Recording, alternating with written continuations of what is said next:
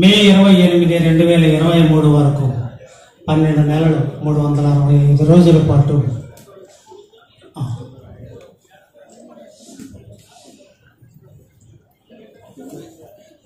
ఇంత సుదీర్ఘకాలం ఈ శతాబ్ది ఉత్సవాలు నిర్వహించుకున్నటువంటి ఏకైక పట్టణం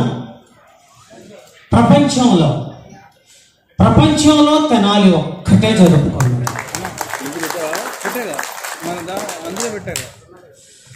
నందబోధి కుటుంబ సభ్యుల సహకారంతో మాజీ మంత్రివర్యులు ఆలపాటి రాజేంద్ర ప్రసాద్ గారి ఆధ్వర్యంలో డాక్టర్ సాయి మాధవ బుర్రా గారు 250 మందితో కూడిన 14 కమిటీలు నిరంతరమైనటువంటి శ్రమ చేసి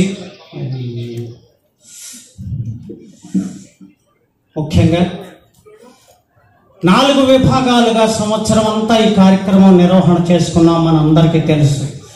ఈ సంవత్సరం అంతా ఎన్టీఆర్ మన తెనాలి జనుల హృదయాల తెరల మీద, వెండి తెరల మీద, హృదయాల తెరల మీద తెనాలిలోనే నివాసం అన్నాడు.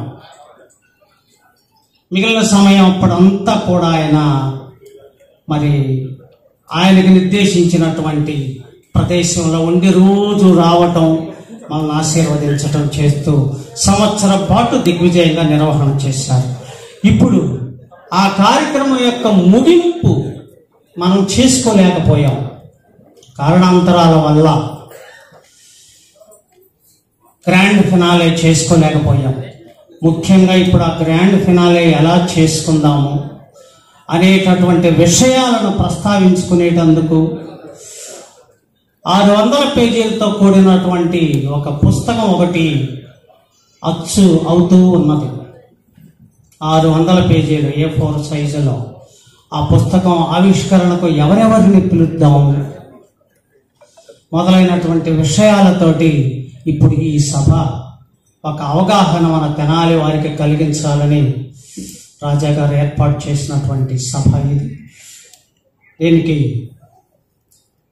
ఈ సభ ప్రారంభానికి ముందుగా సంవత్సరం పాటు అసలు ఏం జరిగింది తెలియచేస్తూ ఓ చక్కటి ఏబీని ఇప్పుడు మనం చూద్దాం. ఒక పాట మాస్టారు పన్నుపల్లి గోపాలకృష్ణమూర్తి గారు రాసినటువంటి ఒక మంచి పాట వెంపటి సత్యనారాయణ గారు గానం చేశారు. అది ఇప్పుడు మనం వీక్షిద్దాం. దీనికి ముందుగా మీ అందరికి ఒక మనవి, బయట ఉన్న వాళ్ళందరూ కూడా దయచేసి లోపలికి రండి. మన ముఖ్య అతిథుల వెనుక ప్రక్కన నిలబడ్డటువంటి వాళ్ళందరూ కూడా వాళ్ళ ప్రక్కకు తొలగండి. వాళ్ళకు అసౌకర్యం కలిగించవద్దు దయచేసి. ఆ తర్వాత వేదిక మీదకు ఎవరెవరు అనేది మీరే చూస్తారు, మీరే వీక్షిస్తారు. ఇప్పుడు పాట ఆ ప్రక్కన ఉన్నటువంటి వాళ్ళు కూడా ప్లీజ్.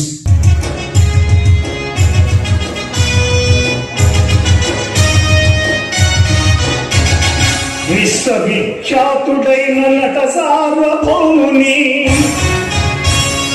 విశ్వవిఖ్యాతుడైన నట సార్వభౌముని శతాబ్ది ఉత్సవాల సమారాధనం.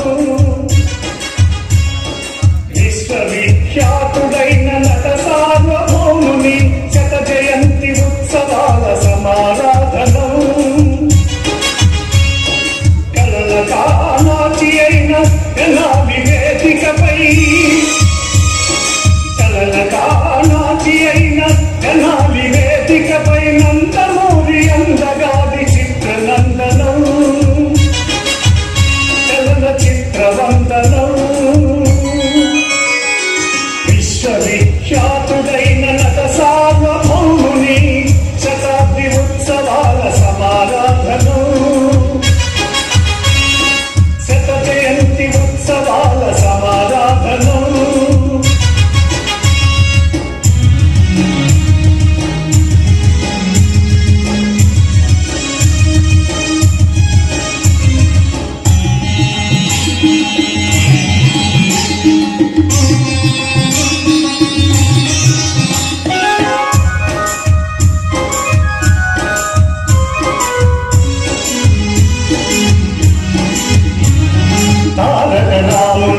చిత్రసీమలయాడిన నట దర్శకపు నీతులకు పూజితోత్సవం.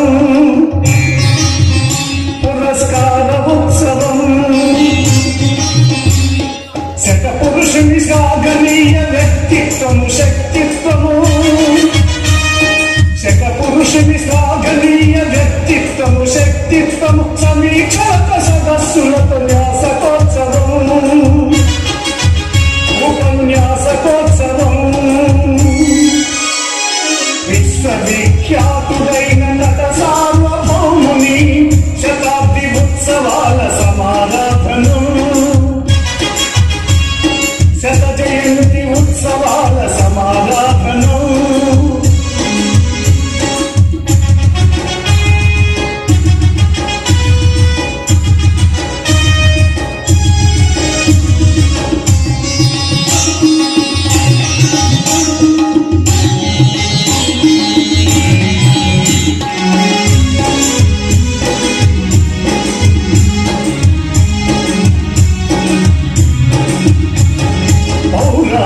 పాత్రధారి జానపదుల నటన శౌరి సామాజిక కథాకేళి దర్శక నిర్మాత మౌళి పౌరాణిక పాత్రధారి జానపదుల నటన శౌరి సామాజిక కథాకేళి దర్శక నిర్మాత మౌళి చిత్రసీమ ప్రభవించిన సురుచిర సుందరమూర్తి చిత్రసీమ ప్రభవించిన సురుచిర సుందరమూర్తి విశ్వమంత వ్యాప్తిగొన్న తెలుగుల వెలుగుల కీర్తి విశ్వమంత వ్యాప్తిగొన్న తెలుగుల వెలుగుల కీర్తి విశ్వవిఖ్యాతుడైన నట సార్వభౌముని శతాబ్ది ఉత్సవాల సమారాధనం శత జయంతి ఉత్సవాల సమారాధనం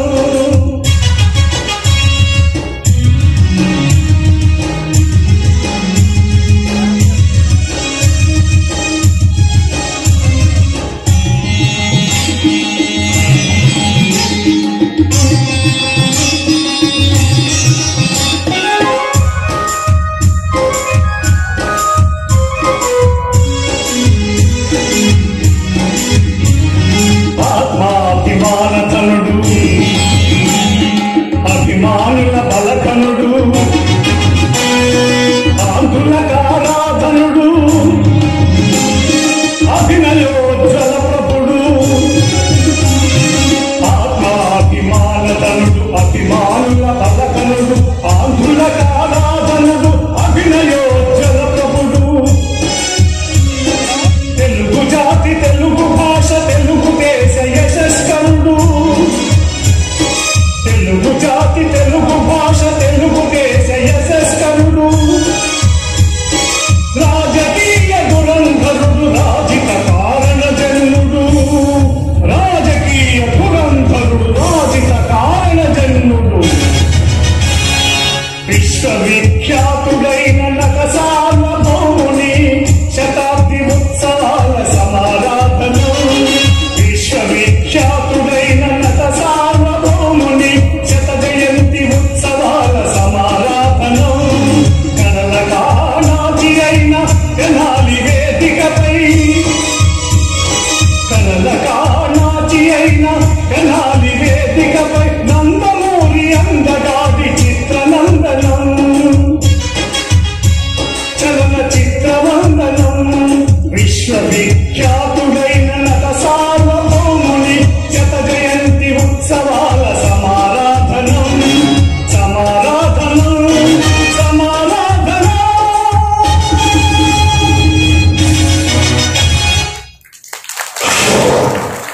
అందరూ ఈ కార్యక్రమంలో పాల్గొనవలసిందిగా కోరుతూ నేను వరుసనే పిలుస్తున్నాను సార్. ఆలపాటి రాజేంద్ర ప్రసాద్ గారు, నాదెండ్ల మనోహర్ గారు, బొర్రా సాయి మాధవ్ గారు, పిల్లి మాణిక్యాలరావు గారు, నన్నపనేని సుధాకర్ గారు, గిరిధర్ గౌడ్ గారు, పాటికొండ దక్షిణామూర్తి గారు, డాక్టర్ డి శారద, సోమవరపు నాగేశ్వరరావు గారు, జుగాష్ విలి గారు, సాబీర్ గారు, షేక్ జానీ బాషా గారు, చెరుకుమల్లి సింగారావు గారు, మనకి ఇప్పుడే చేశారు శ్రీ మాతల శ్రీనివాస్ గారు, అలాగే ఎక్స్ మండల ప్రజాపరిషత్ అధ్యక్షులు బుజ్జి గారు, వీరందరూ కూడా ఇచ్చేసి ఎన్టీఆర్ విగ్రహానికి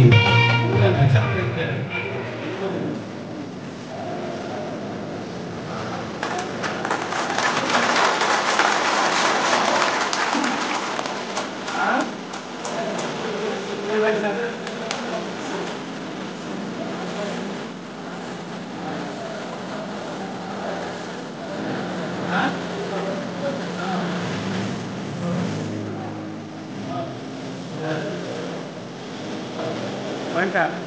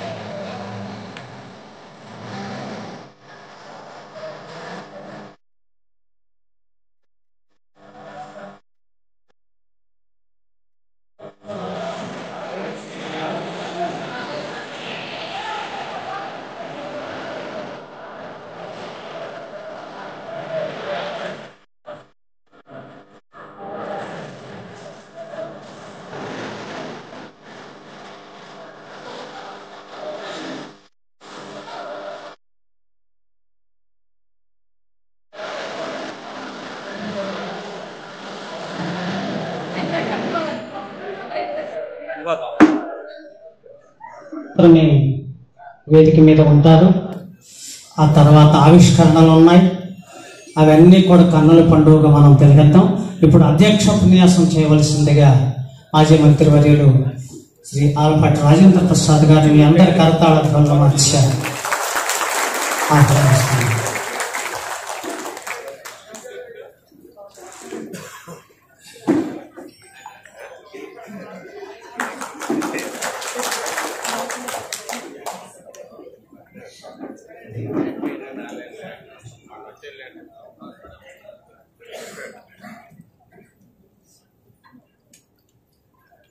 సభకి నమస్కారం. సభా పరిచయం పెద్దలు శ్రీ అయినాల మల్లేశ్వరకి, ఈనాటి శకపురుషుడి శత జయంతి మహోత్సవాల్ని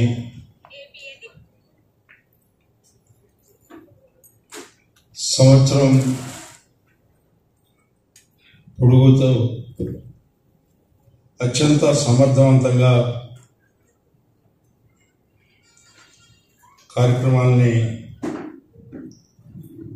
దిగ్విజయం చేసినటువంటి కార్యనిర్వాహకులకి, 365 రోజులు ఒక యజ్ఞంలా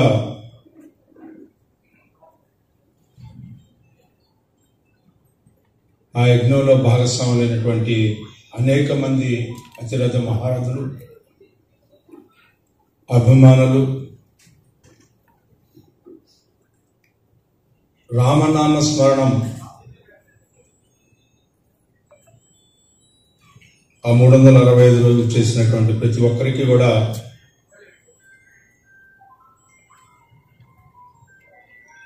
ధన్యవాదాలు తెలుపుకోవాల్సిన అవసరం ఈనాడు ఈ యొక్క 101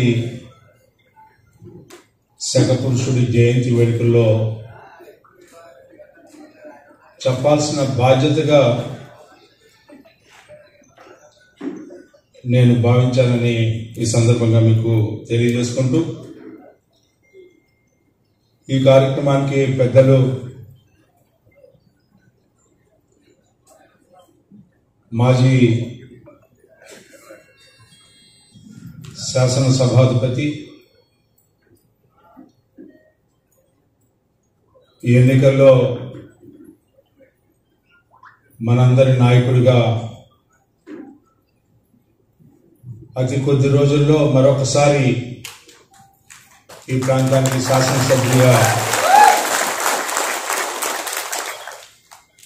అయ్యే అవకాశం మరి మీ అందరూ కలిగించినందుకు మీకు, అదేవిధంగా పెద్దల మనోహర్ గారికి నా ధన్యవాదాలు తెలుపుకుంటూ, అదేవిధంగా మనందరికీ కూడా పెద్దగా భావిస్తాం. నిస్వార్థపరుడు, అనునిత్యం ప్రజాసేవ చేయాలని వైద్యో నారాయణ హరి అన్నట్టుగా వైద్య వృత్తిలో ఉన్న వృత్తేమో వైద్యం, ప్రభుత్వమో ప్రజాసేవ. అలాంటి ప్రజాసేవకి అంకితమైనటువంటి పెద్దలు పాటిబండ్ల దక్షిణామూర్తి గారికి, మనందరికీ తెలిసిన మన ప్రాంతవాసి, మనందరికీ చిరపరిచితురాలు, గౌరవనీయురాలు నానపనేని రాజ్కుమార్ గారికి, ఈనాటి ఈ కార్యక్రమానికి విచ్చేసినటువంటి చిత్రకారుడు అంటే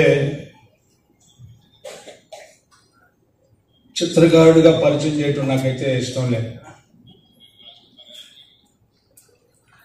ఈ ప్రాంతంలో పుట్టి ఈ ప్రాంతంలో పెరిగి కళలకి కానాచైనటువంటి ఒక కళ అయినటువంటి చిత్రలేఖనం, దాంట్లో ఆకాశాన్ని అందుకునే వ్యక్తిగా నేను భావించే గిరిధర్ గౌడ్ గారికి, అదేవిధంగా మా అందరికీ వెన్ను తట్టి తెర మీద ఉండకుండా తెర వెనుక ఉండే వ్యక్తి మిస్మి సురేష్ గారికి, మరి ఇంతటి కార్యక్రమాన్ని ఇంత దిగ్విజయంగా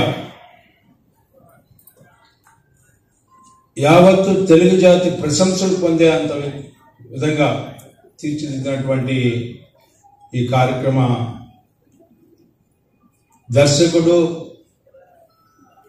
అని ఒక రకంగా చెప్పొచ్చు. మన పుట్టివాడైనా గట్టివాడని చెప్పుకునే విధంగా మన సినీ రైటర్ ఈ రోజున పంచ్ డైలాగ్ ఎవరు రాయగలరు అంటే, పంచ్ డైలాగ్కి అర్థాన్ని, దిశ దశ నిర్దేశాన్ని ఇవ్వగలిగిన ఏకైక వ్యక్తి ఈ ఆంధ్ర రాష్ట్రంలో మన సాయి మాధవ్ గారు. ఆ రకంగా ఈ రోజున దీంట్లో భాగంగానే ఇంకొక వ్యక్తి గురించి కూడా స్మరించుకోవాల్సిన అవసరం ఉంది. పెద్దలు కొమ్మినేని వెంకటేశ్వరరావు. ఎవరెవరు రావాలి, ఏ రకంగా రావాలి, ఎట్లా రావాలి, స్క్రీన్ ప్లే డైరెక్షన్ అన్నీ ఆయనే మాకు. అలాంటి పెద్దలు కొమ్మినేని వెంకటేశ్వరరావుకి, ఇంకొక వ్యక్తి ఈ కార్యక్రమాన్ని అత్యంత వైభవంగా తీర్చిదిద్దినటువంటి ఏవిస్ని ప్రత్యేకంగా తన ప్రతిభా పాఠవాలతో అందరినీ కూడా ఆకర్షితులుగా చేసినటువంటి మహమ్మద్ షాబీర్ గారు, ఆయనకు ప్రత్యేకమైనటువంటి ధన్యవాదాలు తెలుపుకోవాల్సిన అవసరం ఈ సందర్భంలో. అదేవిధంగా సింగారావు నాగేశ్వరరావు నిజంగా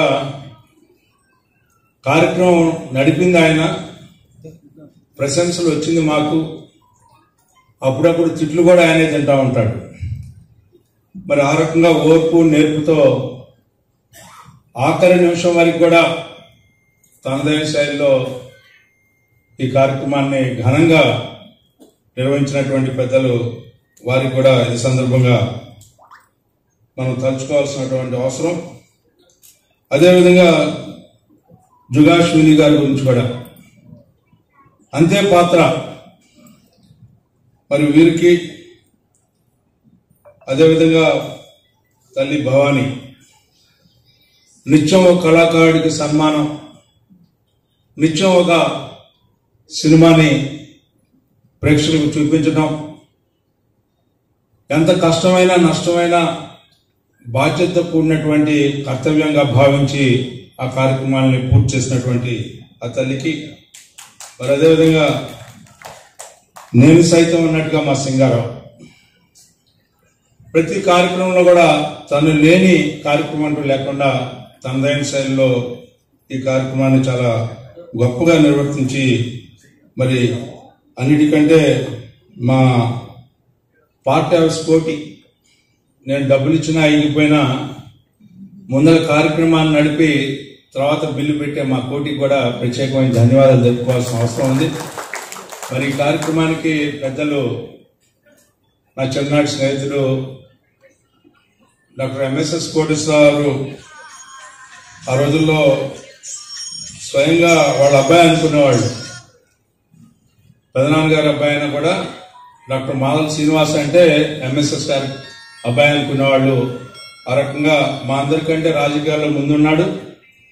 అయితే ఈ రోజున భారతీయ జనతా పార్టీలో ఉన్న పెద్దలు వారు కూడా ఈ కార్యక్రమానికి వచ్చేసినందుకు చాలా సంతోషం అని చెప్పి మనం చేస్తూ, అదేవిధంగా ex MPP Peddakorapadu NVSS Prasad alias Bujji garu ఈ కార్యక్రమానికి వచ్చేసినందుకు వారికి కూడా హృదయపూర్వకమైనటువంటి ధన్యవాదాలు తెలుపుకుంటూ, మరొక మన పట్టణ మహిళా వృత్తి డాక్టర్ అయినా కూడా ఆమె కూడా దక్షిణామూర్తి గారి అడుగుజాడలో నడుస్తున్నట్టు కనపడతా ఉంటుంది. నాకు అనునిత్యం పేదవాళ్ళకి సహాయం చేయాలి, పేదలను ఆదుకోవాలి, వైద్య వృత్తిని ఆ రకంగా అందించాలని చెప్పి ఆమెకి దీంతో పాటు సాహిత్య అభిమాని ఆ రకమైనటువంటి కార్యక్రమాలన్నింటినీ కూడా విజయవంతం చేస్తూ తన యొక్క వృత్తిలో తను కొనసాగుతూ ఈరోజు ఈ కార్యక్రమానికి ప్రత్యేకంగా బ్రోచర్ని రిలీజ్ చేయడానికి, ఏవీని రిలీజ్ చేయడానికి వచ్చేసినటువంటి డాక్టర్ శారద గారికి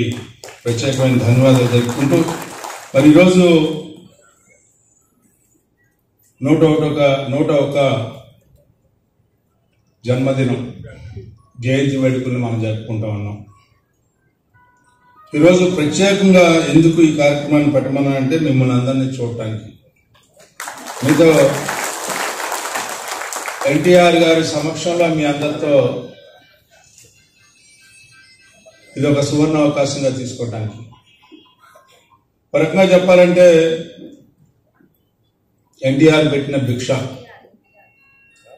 ఆల్పాటి రాజేంద్ర ప్రసాద్ ఒక సామాన్య కుటుంబంలో పుట్టి ఒక సామాన్య వ్యక్తిగా ఎక్కడో ప్రాక్టీస్ చేసుకుంటా ఉంటే నువ్వు రాజకీయాల్లోకి వెళ్తావా అని చెప్పి ఆయన అనటం, ఆయన అనగానే నాకేంటో కోనకు వచ్చినట్టుగా తట్టా గుట్ట సర్దుకొని గుంటూరు రావటం, ఆ రకంగా రాజకీయ రంగ ప్రవేశం చేయటం, తెలుగుదేశం పార్టీలో క్రియాశీలకమైనటువంటి పాత్ర వహించటం, ఆనాటి నుంచి ఈనాటి వరకు కూడా ఆ మహానుభావుడి యొక్క పుణ్యం వల్ల ఈ రకంగా నేను మీ అందరికీ తెలిసే అవకాశం. మరి ఆయనతో ఉన్న పరిచయం, ఆయనతో ఉన్నటువంటి అనుబంధం మాటలతో చెప్పేది కాదు, అది భాషకి భావానికి కూడా అందనటువంటి అనుబంధం ఆయనతో ఉంది అని చెప్పి చెప్పుకోవాల్సినటువంటి పరిస్థితి. అలాంటి నాయకుడికి మరి మొట్టమొదటిసారిగా 100 సంవత్సరాలు నిండిన సందర్భంలో ఆయనకి ఏదో ఒకటి చేయాలనే మనసులో ఉంది, కానీ ఏం చేయాలో నాకు అర్థం కాని సందర్భంలో ఎదకపోయిన కాళ్ళకు తగిలినట్టుగా ఓ రోజు ఉదయం సాయి గారికి ఫోన్ చేశాడు, సార్ మీతో మాట్లాడాలని చెప్పి. మా ఇద్దరికి కొద్ది పరిచయమే, ఎంత పెద్ద పరిచయం లేదు. అక్కడక్కడ సభల్లో కలుస్తా ఉన్నాం. ఆయనే మంచి పొజిషన్లోకి వెళ్తా ఉన్నాడు. రోజు కూడా ఆయన ప్రతి పిక్చర్ కూడా హిట్. సాయి మాధవ్ రైటర్ అనగానే ఆ పిక్చర్ హిట్ అయ్యే పరిస్థితిలో ఆయన ఉన్న పరిస్థితిలో ఆయన నాకు ఫోన్ చేశాడు. ఫోన్ చేస్తే రండి అన్నాడు. ఆయన ఎందుకు వస్తున్నాడో ఏంటో నాకు అర్థం కాలేదు. సరే మీకు ఈ ఆలోచన ఏదో ఉంది అని చెప్పి నాకు తెలిసిందండి. మనం ఆయన సినిమాలన్నీ రీమేక్ చేసి మనం ఆడించడానికి అవకాశం ఉంటుంది. చిన్న బడ్జెట్ ఏదో అనుకున్నాం, మాకు అది అందుబాటులో ఉన్నట్టుగా అనిపించింది ఆ బడ్జెట్ అప్పుడు మాట్లాడుకున్నప్పుడు. సరే ఎస్ అని అనుకున్నాం. ఎవరిని అడగాలి థియేటర్ అని అనుకుంటే మరి పెంసాని వారిని అడుగుదాం. ఎందుకంటే ఆయన కట్టించిన థియేటర్ రామకృష్ణ థియేటర్ కాదు, అవును కాబట్టి దాన్ని అడిగితే ఎట్లా ఉంటుందని చెప్పి పెంసాని చంద్రశేఖర్కి ఫోన్ చేద్దామని అనుకునే సందర్భంలో ముందర పెంసాని పోతురాజు గారు, ఆయన కూడా ధన్యవాదాలు ప్రత్యేకంగా ఈ సభ, ఆయన కూడా ఒక అతిథి. ఆ పోతురాజు గారిని దగ్గరికి వెళ్తే దాని ఏముందండి అది అన్నాడు. మరి ఆయన్ని మేము అడిగాం, పిక్చర్ ఎంత అయింది ఏంటంటే అదేమో చూసుకున్నానండి. నేను కాదులేండి ఎంతో కొంత ఇద్దాము, ఎలక్ట్రిసిటీ ఛార్జెస్ ఇవి అంటే ఆయన వెంటనే ఒప్పుకోవడం జరిగింది. చాలా సంతోషం వేస్తుంది. మొదటి అడుగు తొలి అడుగు మరి చాలా సక్సెస్ఫుల్గా అయినట్టుగా ఫీల్ అయ్యాం. ఎందుకంటే పిక్చర్స్ని ఎక్కడ ఆడాలి, ఎన్నింటికి ఆడాలి, ఏ రకంగా ఆడాలి, దాన్ని యాక్సెప్ట్ చేస్తారా లేదా. ఎందుకంటే వారానికి ఒక కొత్త సినిమా వస్తుంది, రోజు 5-10 ఆటలు వేసేసే సినిమా థియేటర్స్ వాళ్ళు ఉన్నాయి. ఎందుకంటే ఇన్కమ్ వైజ్గా చూసుకుంటూ ఉంటారు ప్రొడ్యూసర్స్ కానీ లేకపోతే థియేటర్స్ ఓనర్స్ కానీ. అలాంటి సందర్భంలో మాకు 365 రోజులు కూడా ఉదయం 9 నుంచి 12 వరకు మాకు సినిమా ఎన్టీఆర్ సినిమాని ప్రదర్శించడానికి అవకాశం ఇవ్వటం అనేది నిజంగా ఒక వరం, అడగని వరం ఇచ్చినట్టుగా పోతురాజు గారు నాకు అనిపించింది. ఆయన్ని మనసులోనే శతకోటి వందనాలు పెట్టుకున్నాను నేనైతే మాత్రం. ఎందుకంటే మంచివాడు ఎక్కడా దొరకడేమో మనకని చెప్పి అనుకున్నాను. అందుకని ఆయన ఎప్పుడు మర్చిపోను. అలాంటి పోతురాజు గారికి ప్రత్యేకమైన ధన్యవాదాలు తెలుపుకోవాల్సిన అవసరం ఉంది సభాపూర్వకంగా. మరి ఆయన ఇచ్చిన తర్వాత ఎవరిని పిలవాలి ఏంటి అనేది ఇదంతా మేము రిహార్సల్లోనే ఉన్నాం, ఇంకా కంప్లీట్ అవ్వాల. మెల్లిగా బాలయ్య బాబు ఎక్కడో దీంట్లో షూటింగ్లో ఉన్నాడు. షూటింగ్లో ఉంటే అక్కడికి వెళ్తే ఇది మా యొక్క ఆలోచన, మీరు గౌరవ అధ్యక్షులుగా ఉండాలంటే దాని బ్రదర్ ఓకే అన్నాడు ఆయన. ఓకే, రెండో అంశం సక్సెస్. ఎవరిని పిలవాలి 12 నెలలు, ఎవరెవరు గెస్టులుగా రావాలి అంటే కుటుంబ సభ్యులు ఖచ్చితంగా వచ్చి అవార్డు ఇవ్వాలి అని చెప్పి బాలయ్య బాబు గారితో డిస్కస్ చేస్తే బాలయ్య బాబు గారు దాన్యమంది నేను ఖచ్చితంగా ఏర్పాటు చేసే బాధ్యత నాది, ఆ బాధ్యత నేను తీసుకుంటానని చెప్పి ఆ బాధ్యత తీసుకున్నటువంటి బాలయ్య బాబు గారికి ఈ సభ తెలుగు పౌరుషాలను చూపించినటువంటి నాయకుడు అన్న నందమూరి తారక రామారావు గారు. ఆనాడు చెప్తాడు, అలనాటి పలనాటి పౌరుషాల ప్రతాపాలు కాకతీయ రణక్షేత్రాల్లో కరుకు కత్తుల సైనిక వ్యూహాల మధ్య ఒంటరిగా నిలిచి పోరాడి గెలిచిన రాణి రుద్రమ్మ భుజశక్తి మాకు ఆదర్శం అని ముక్త కంఠంతో ఎలుగెత్తి చాటాడు. వీర కురుసూరం అభిమన్యుడు బాలచంద్రుడు బొబ్బులి రాయుడు వెంగళ రాయుడు మాకు ఆదర్శం అని తెలుగు యువత జూలు విధించే లేచి నిల్చునేలాగా చేసినటువంటి ఘనత ఎన్టీ రామారావు గారిని చెప్పి మీకు మనవి చేస్తాం. ఆ సందర్భంలో ఆయన చెప్తాడు, కృష్ణదేవరాయలు కందుకూరి గురిజాడ గిడుగు పిడుగు అడుగుజాడల్లో ఉన్నవ ఉయ్యాలవాడ దుగ్గిరాల పర్వతనేని కన్నిగంటి హనుమంతుల ఆశయాలు ఆవేశంగా రూపొందుతాయని చెప్పినటువంటి గొప్ప రాజనీతికుడు అన్న నందమూరి తారక రామారావు. అంతేకాకుండా అణగారిన వర్గాల అర్జునులై గర్జించి గాంధీవాల సంధించి సుముహాత్వాల్ని ఏ విప్లవ వైతాళికులు వీర ప్రబోధ గీతాలు శ్రేయ కామనతో మేలుకొలుపు పాడింది ఎవరు? ఆకలి తీర్చడానికి, ఆర్తిని చల్లార్చడానికి సమాజ గుండెల్లోంచి బాధాపరితప్తున్న హృదయాల్లోంచి స్వయంభూవులాగా అవతరించినటువంటి మహానాయకుడు అన్న నందమూరి తారక రామారావు అని చెప్పి మనం చేస్తాం. ఒక స్వయంభూవుడు, రాజకీయ స్వయంభూవుడు అని చెప్పి మనందరం కూడా గుర్తించాల్సినటువంటి తరుణం అని చెప్పి మీకు మనం చేస్తా ఉన్నాం. అందుకనే ఇలాంటి ఎన్నో ప్రసంగాలు ఆయన చేసుకుంటూ వచ్చి చివరికి చెప్తాడు, అభ్యుదయోద్యమం శంకరరావాన్ని పూరించింది, ప్రగతి ప్రణాళికలు ఎన్నో నిర్మించి అమలుపరిచింది. ఈ ఉద్యమంలో పరమహితమే మా పరమార్థం, పురోగమనమే మా ఆవేశం, దేశం మాకు పవిత్ర దేశం, దీన జనులే మాకు దేవుళ్ళు, తెలుగు జాతి వికాస సేముషి వైభవ ప్రాభవాలకి, తెలుగు ప్రశస్తికి, తెలుగు పౌరుషానికి తెలుగుదేశం 8 కోట్ల దేవతలకే, ఈ తెలుగు స్వర్గానికి సర్వం సమర్పణం అనుకాంకితం సహృదయ అర్పితం అని చెప్తాను. ఇది ఆయన ఆలోచనలు. అంతేకాకుండా కులాల పాప కుప్పాల పద్మ వ్యూహాలు రచించారు, దురాలోచనతో విస్ఫులింగాలుగా కురిపించారు. ఓట్ల కోసం నోట్ల కట్టలు నోర్లు విప్పాయి, ఓట్ల పెట్టెలు నింపుకున్నారు.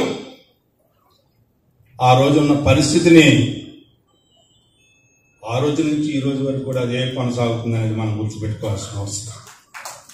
ఆనాడే 40 ఏళ్ల క్రితం గుర్తించినటువంటి నాయకుడు ఏం జరుగుతా ఉంది, మనం ఎప్పుడైతే ఏమారుపాటి ఉంటే రాజకీయాలు ఎంత అపవిత్రంగా మారుతాయి, ఈ రాజకీయాలను ఎంత పవిత్రంగా చూస్తే ఈ సమాజాన్ని ఆ రకంగా బతికించవచ్చు. సమాజమే దేవాలయం, సమాజంలో ఉన్న ప్రజలే దేవుడుగా భావించి మనం రాజకీయాల్లో ఉండాలి. 4 గోళ్ల మధ్యలో కాదు, నలుగురు మధ్యలో రాజకీయాన్ని చెయ్యాలని చెప్పి చాటి చెప్పి చెప్పడమే కాకుండా అలా చేయని వాడి చొక్కా పట్టుకునే హక్కు నీకు ఇచ్చినటువంటి నాయకుడు నందమూరి తారక రామారావు అని చెప్పి మనం చేస్తాం. అందుకే అనుకుంటాం, గొడ్డకాడ గుడ్డాడికి కూడా రాజకీయం నేర్పింది ఎవరయ్యా అంటే అన్న నందమూరి తారక రామారావు అని. ఆ రకంగా ఆయన ప్రథమ ఉపన్యాసాన్ని మీ అందరికీ మరి చదివి వినిపించాలని, మరి అలాంటి నాయకుడు నాయకత్వంలో ఈనాడు తెలుగుదేశంలో మనందరం ఉన్నందుకు, తెలుగుదేశంతో కలిసి పనిచేసే అవకాశం మిత్రపక్షాలైనటువంటి భారతీయ జనతా పార్టీ, అదేవిధంగా మన జనసేన నాయకులు పవన్ కళ్యాణ్ గారి నాయకత్వంలో మరి పెద్దలు మనోహర్ గారు లాంటి వాళ్ళు ఈ రోజున ఈ కార్యక్రమానికి విచ్చేసి, మరి ఈ యొక్క కార్యక్రమం యొక్క ముఖ్య ఉద్దేశం కళ్ళకి కానాచైనటువంటి ఈ పట్టణంలో మరి వారి ఎస్ఎస్ గురించి, వారి కీర్తి ప్రతిష్టల గురించి, వారి కళల గురించి, రాజకీయాల గురించి, సామాజికంగా ఆయన ఏ రకమైనటువంటి స్ఫూర్తి కలిగినటువంటి వ్యక్తి అని చెప్పి ఇవాళ మనం తెలుసుకోవడం కాకుండా మన భావితరాలకు కూడా తెలిసేలాగా మనం ఒక కార్యక్రమాన్ని చేపట్టి దాన్ని పుస్తక రూపంలో ప్రదర్శించడానికి మరి ప్రయత్నిస్తా ఉన్నాం. అది దిగ్విజయం అవ్వాలని చెప్పి కోరుకుంటూ, మరి ఈనాడు ఈ కార్యక్రమానికి ఇచ్చేసినటువంటి పెద్దలందరికీ కూడా నా హృదయపూర్వకమైనటువంటి ధన్యవాదాలు తెలుపుకుంటూ, కొద్దిగా ఎక్కువ సమయం తీసుకోవాల్సి వచ్చింది, ఎందుకంటే ఆయన కూడినట్టుగా అనిపించింది నాకు. మరి ఎందుకంటే నేను చాలా చిన్న వయసు, ఒకే ఒక్క ఆయన గురించి ఒక్క మాట చెప్పి సెలవు తీసుకుంటాను. 1994లో నేను మొట్టమొదటిసారిగా శాసనసభ్యుడు అయిన తర్వాత నేను అమెరికా వెళ్తున్నాను సార్ అని అడిగాను. ఈ సభలకి, తానా సభలకి. ఆయన అప్పుడే నేను రావట్లేదు, లండన్ వెళ్తున్నాను, నేను లండన్ నుంచి వెనక్కి వస్తాను, నువ్వు లండన్ వస్తావా అని. నేను ఆయన youngest fellow in the team. పెద్దలు ఆంజనేయుడు గారు, తర్వాత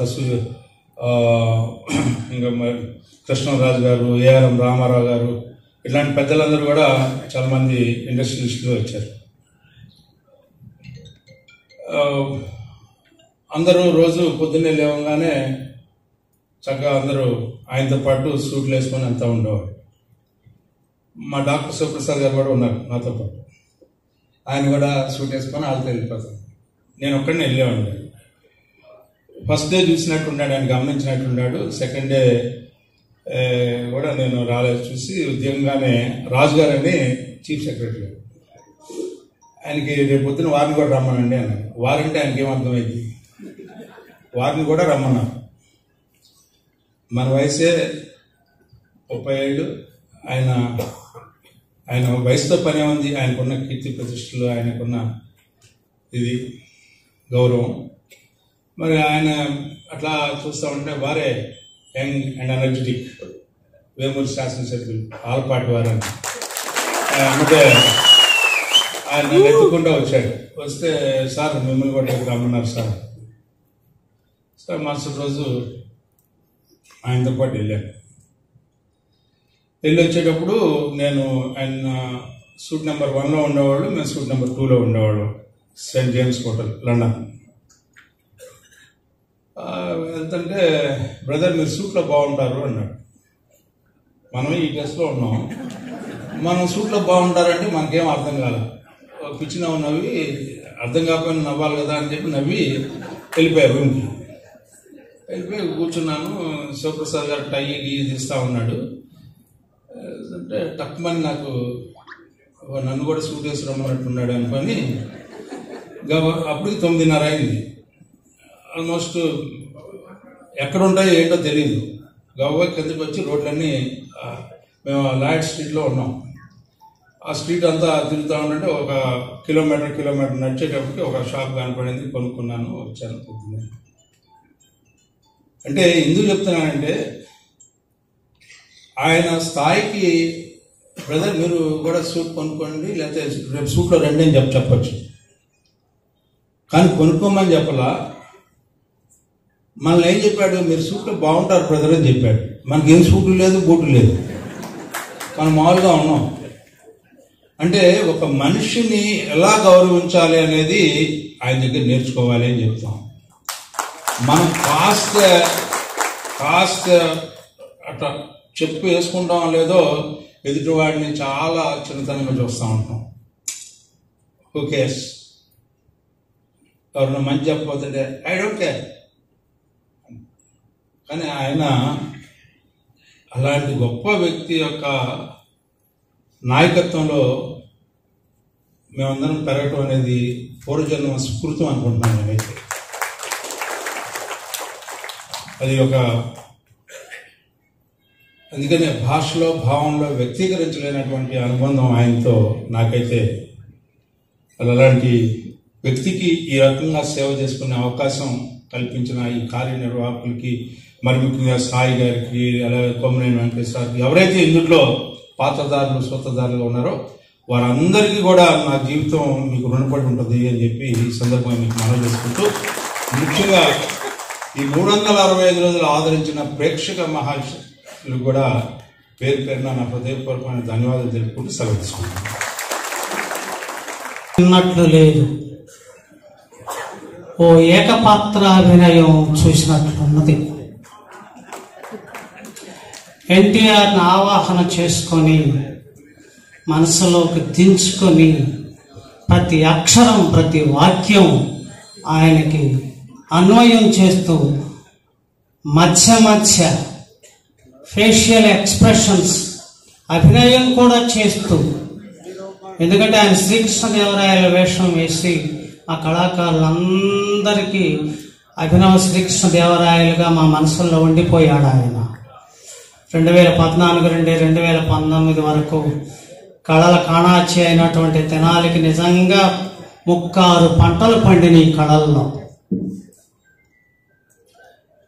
ఆ కొరత లేకుండా మళ్ళీ 365 రోజుల పాటు ఆయన భుజ స్కంధాల మీద ఎన్టీఆర్ శతాబ్ది ఉత్సవాలు సాయికి రానివ్వండి, తనకు రానివ్వండి, ఎవరికి వస్తే ఏం, ఎవరు పెడితే ఏం, తెనాలి ప్రజలకు అత్యద్భుతమైనటువంటి కార్యక్రమాన్ని నా భూతో నా భవిష్యత్తు అన్నట్టుగా అందించినటువంటి రాజా గారికి హృదయపూర్వకమైనటువంటి ధన్యవాదాలు మన తెనాలి ప్రజలందరి తరఫున వారికి తెలియజేస్తాం.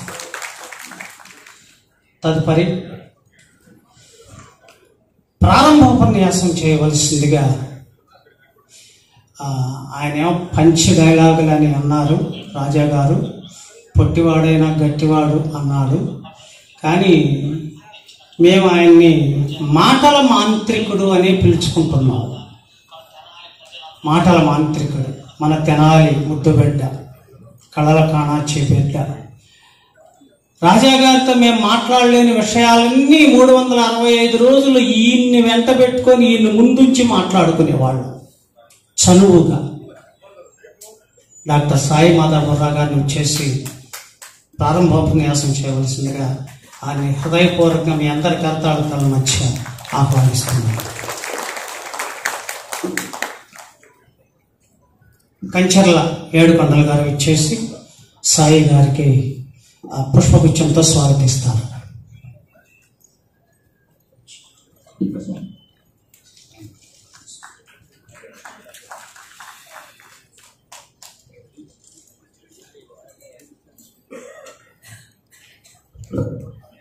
అందరికీ నమస్కారం అండి.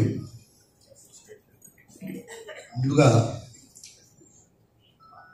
సంవత్సరం పాటు సాగినటువంటి ఈ మహాయజ్ఞంలో నన్ను కూడా భాగస్వామిని చేసినటువంటి డెల్టా టైగర్ ఆలపాటి రాజేంద్ర ప్రసాద్ గారికి శిరస్సు, అలాగే ఈ మహాయజ్ఞానికి సహకరించినటువంటి ప్రతి ఒక్కరు 365 రోజులు థియేటరు, పెమ్మసాని థియేటర్ పోతరాజు గారు, పెమ్మసాని చంద్రశేఖర్ గారు మనకి ఇవ్వకపోయినా, ఈ ఎన్వీఆర్ కళ్యాణ మండపాన్ని, ఈ కన్వెన్షన్ సెంటర్ని నన్నపల్లి సుధాకర్ గారు మనకి ఇవ్వకపోయినా, ఎప్పుడు కావాలంటే అప్పుడు వాళ్ళకి ఆల్రెడీ అక్కడ కార్యక్రమం ఉన్నా సరే అది క్యాన్సిల్ చేసి మనకిచ్చినటువంటి ఎన్జిఓ కళ్యాణ మండపం వారికి కానీ, అలాగే పెన్షనర్స్ హాల్ వారికి కానీ, ప్రతి ఒక్కరికి, అలాగే హరిప్రసాద్ గారు, కోటి గారు, ముఖ్యంగా సోమవరపు నాగేశ్వరరావు గారు, అందరూ పనిచేసిన ప్రతి ఒక్కరు వాళ్ళలో ఎవరు సరిగ్గా పనిచేయకపోయినా కూడా ఈ కార్యక్రమం ఎంత అద్భుతంగా జరిగేది కాదని వాళ్ళందరికీ కూడా పేరు పేరున చేతులెత్తి నమస్కరిస్తున్నాను. అలాగే ఈనాటి మన కార్యక్రమానికి ప్రత్యేకమైన ఆకర్షణ నాదెండ్ల మనోహర్ గారు. నాదెండ్ల మనోహర్ గారు ఈరోజు ఇక్కడ రావడం అనేది ఎంత ఆనందంగా ఉందంటే, ఇది చాలా మనసుకి చాలా హత్తుకుపోయే విషయం. మనోహర్ గారు వచ్చి రామారావు గారి పట్టాన్ని అందిస్తూ ఉంటే ఎంత ఆనందం వేసింది, కళ్ళ నేను వచ్చాను. Thank you sir, thank you. అలాగే మాటల మాంత్రికుడు అన్నారు. నేను మంత్రాలు వేస్తే మాటలు రావు సార్, కష్టపడి రాస్తే వస్తాయి. మాటల కార్మికుడిని నేను, మాటల మాంత్రికుడిని. ఆ మాంత్రికులు వేరే ఉంటారు కదా, మన కాదు. కానీ ప్రపంచమంతా మాట్లాడుకున్నారండి తెనాలి గురించి. నా జీవితంలోనే కాదండి, తెనాలి ప్రజల జీవితంలోనే కాదు, ప్రపంచవ్యాప్తంగా ఉన్న ఎన్టీ రామారావు గారి అభిమానులందరి జీవితంలో 2022 నుంచి 2023 వరకు అది మరపురాని, మరిచిపోని అద్భుతమైన సంవత్సరం. ఈ సావనిని తీసుకురావడానికి ఇందాక రాజా గారు చెప్పారు, రమే రామే మనోరమే. ఇంకంతకంటే అద్భుతమైన పేరు మనకి దొరకదు. కారణం ఏంటంటే ఆ పేరుకి అర్థం సంతోషానికి ప్రతిరూపం రాముడు, ప్రతి మనసుని రంజింపచేసేవాడు రాముడు, ప్రతి మనసుని ఒక నటుడుగా రంజింపజేశాడు ఈ రాముడు, ఒక నాయకుడుగా రంజింపజేశాడు ఈ రాముడు, సేవకుడుగా రంజింపజేశాడు ఈ రాముడు. మనుషుల్ని రంజింపజేయటం కోసమే జీవితాంతం తపించాడు, శ్రమించాడు. అలాంటి మహనీయుడికి 1 సంవత్సర కాలం పాటు మనం చేసుకున్నామంటే ఇది ఆ మహానుభావుడు మనకి ఇచ్చినటువంటి అదృష్టం. ఎంతమంది అండి ప్రపంచవ్యాప్తంగా నాకు ఫోన్ చేసేవాళ్ళు, ఎలా చేస్తున్నారు, అసలు ఏంటి ఇంత అద్భుతంగా చేస్తున్నారా? ఎన్టీ రామారావు గారికి తెనాలికి సంబంధం ఏంటి? ఎక్కడా జరిగింది? తెనాల్లోనే ఎందుకు చేస్తున్నారంటే తెనాలి కడల కాణాచి కాబట్టి.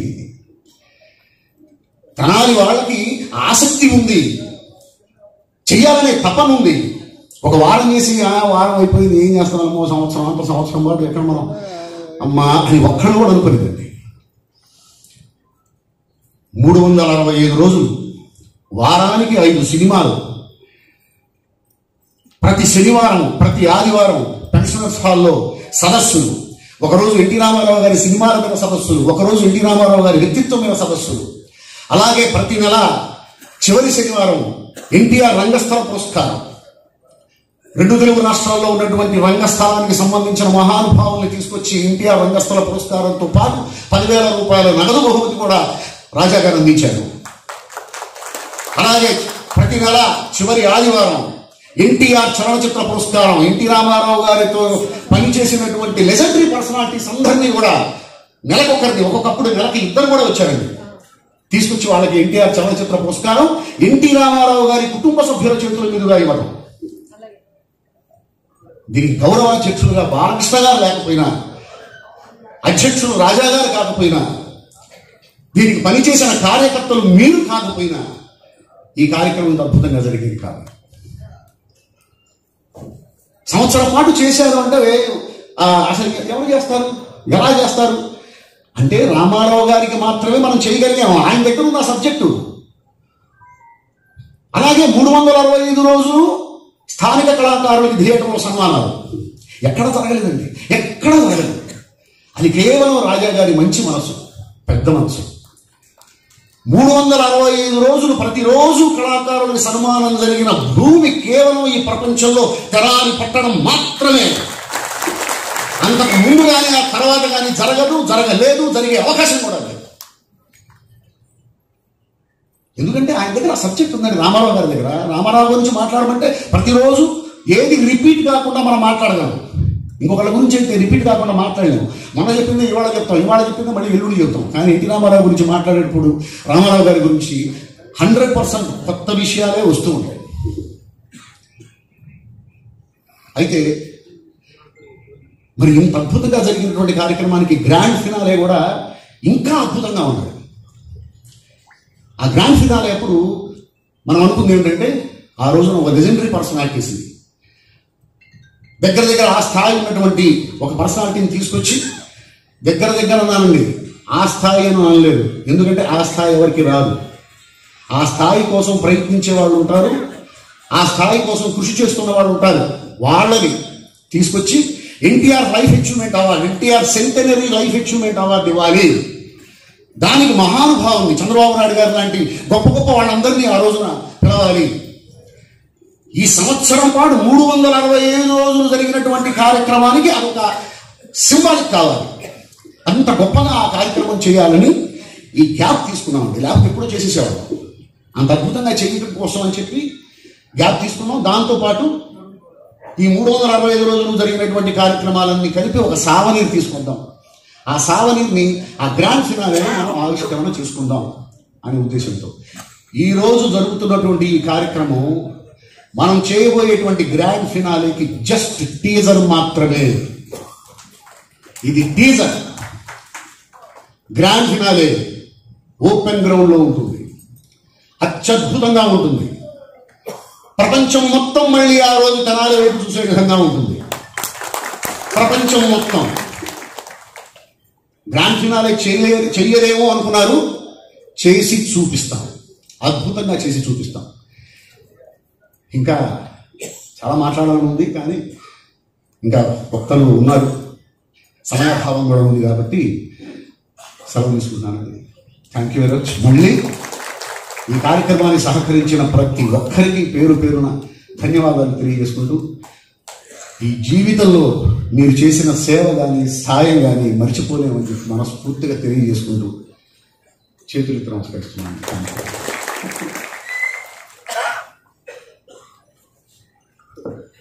గ్రాండ్ ఫినాలే టీజర్ షో వివరించినటువంటి సాయి మాధవ్ హృదయపూర్వకమైనటువంటి ధన్యవాదాలు తెలియచేసుకుంటూ,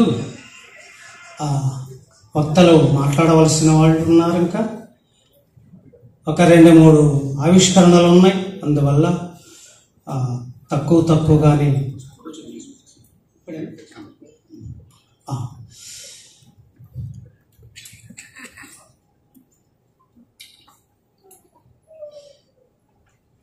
డాక్టర్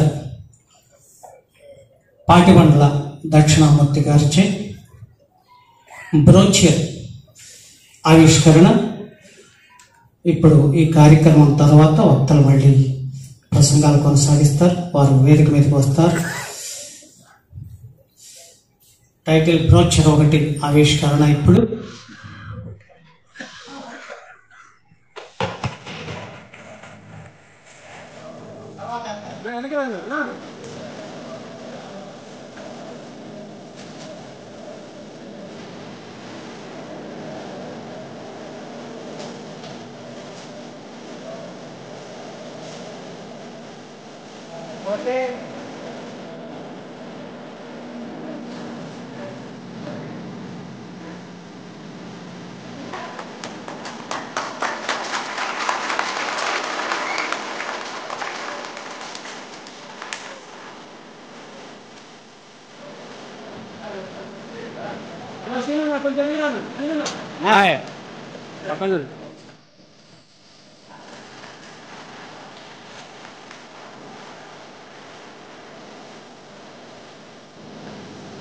ఉందండి కానీ రామారావు ఎలాంటి వారు, ఆయన చూసిన ఆయన కాలంలో మనం జీవించాము అని అనుకోవడమే గొప్ప దృష్టి.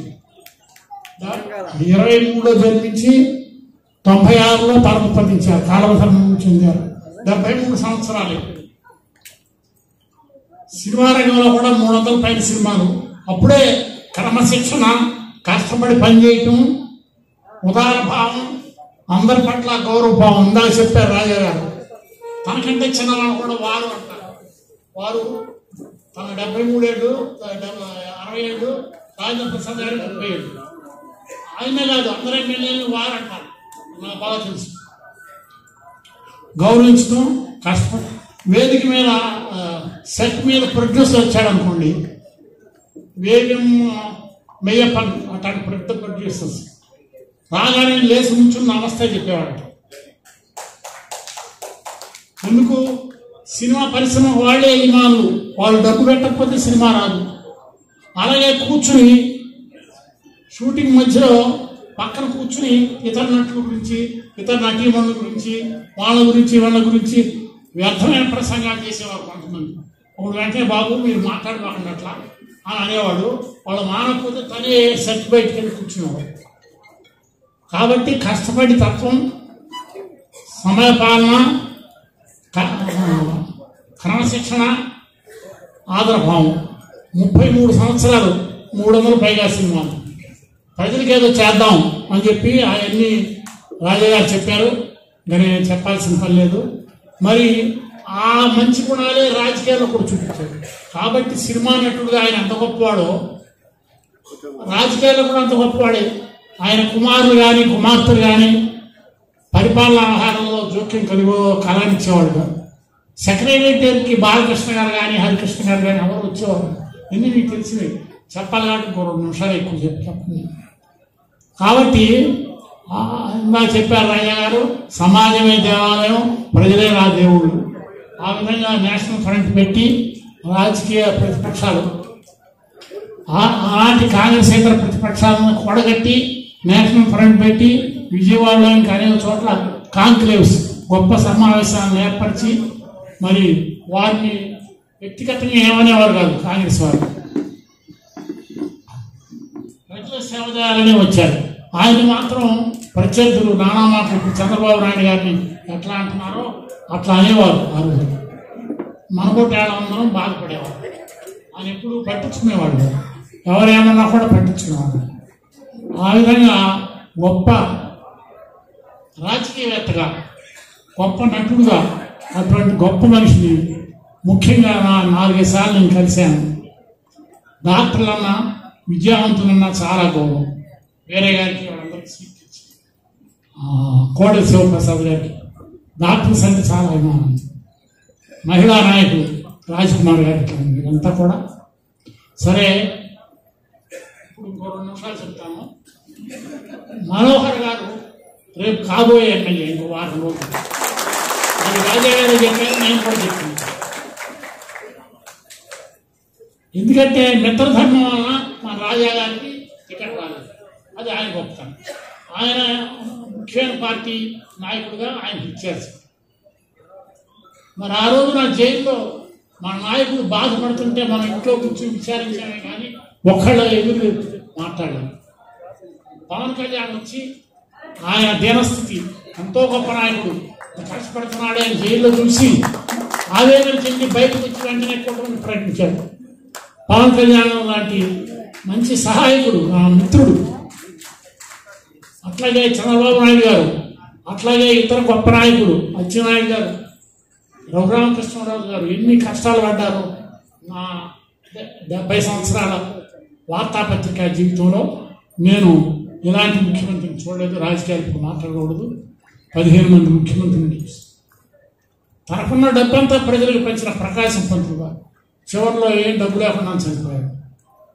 ప్రథమ దళిత ముఖ్యమంత్రి సంజీవయ్య గారు, ఎలాంటి మత్సలేని వెంగళరావు గారు, విజయభాస్కర్ రెడ్డి గారు, అందరినీ కలుపుకుపోయే సంజీవ్ రెడ్డి గారు చివరిలో ఒక చిన్న ఆర్టీసీ నేషనలైజేషన్ ఈ జిల్లా నుంచి కాదు, ఈ జిల్లా నుంచి చేశారు.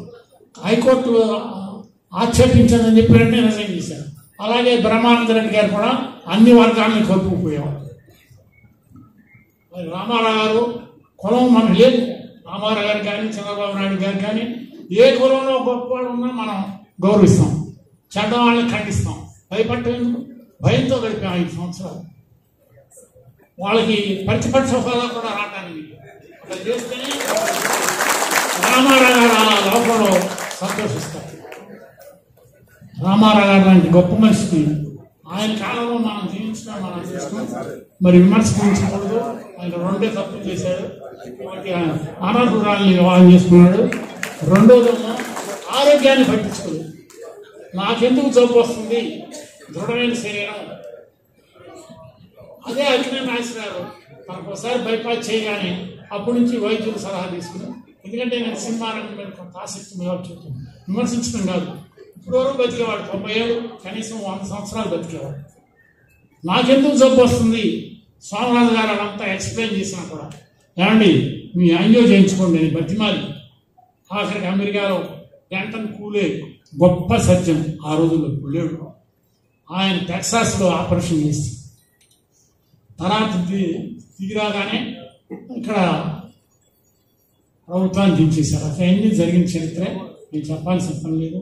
ఇప్పుడు జరుగుతున్నట్టుగా రేపు 140 సీట్లు, 22 పార్లమెంట్ సీట్లు, 22 అని చెప్తున్నాను. ఒకటి కాంగ్రెస్ వస్తున్నాను, మహా వస్తే వైఎస్ఆర్కి 2. ఇలా వస్తే రామారావు గారి ఆత్మ సంతోషిస్తుంది. ఈ నాయకులందరినీ ఆశీర్వదిస్తుంది. ఇటువంటి వ్యక్తి మన తెలుగువాడి పక్షంలో మనందరి గర్వకారణం. ఇంతతో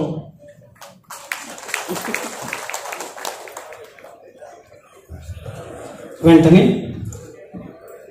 ఆడియో విజువల్స్ ఏవి ఆవిష్కరణ డాక్టర్ డి శారద గారిని సాధారణంగా సప్రశంసపూర్వకంగా సవినయంగా వేదిక మీదకి మనందరి కరతాడుతున్న వచ్చి ఆహ్వానిస్తున్నాం. డాక్టర్ డి శారద గారు ఏవి చూద్దాం.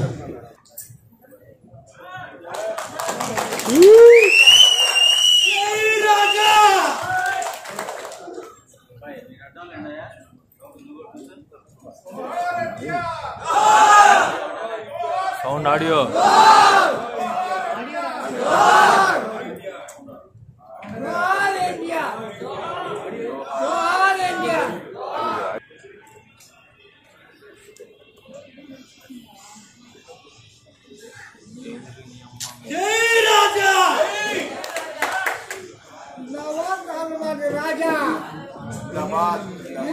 ఒక వ్యక్తి ఊపిరి యాత్ర సఫలమైతే అతని అంతిమ యాత్ర సగౌరవంగా ఉంటుంది.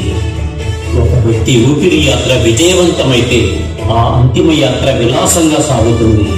ఒక వ్యక్తి ఊపిరి యాత్ర విజయ విహారం అయితే ఆయన అనంతర యాత్ర జైత్ర యాత్ర అవుతుంది.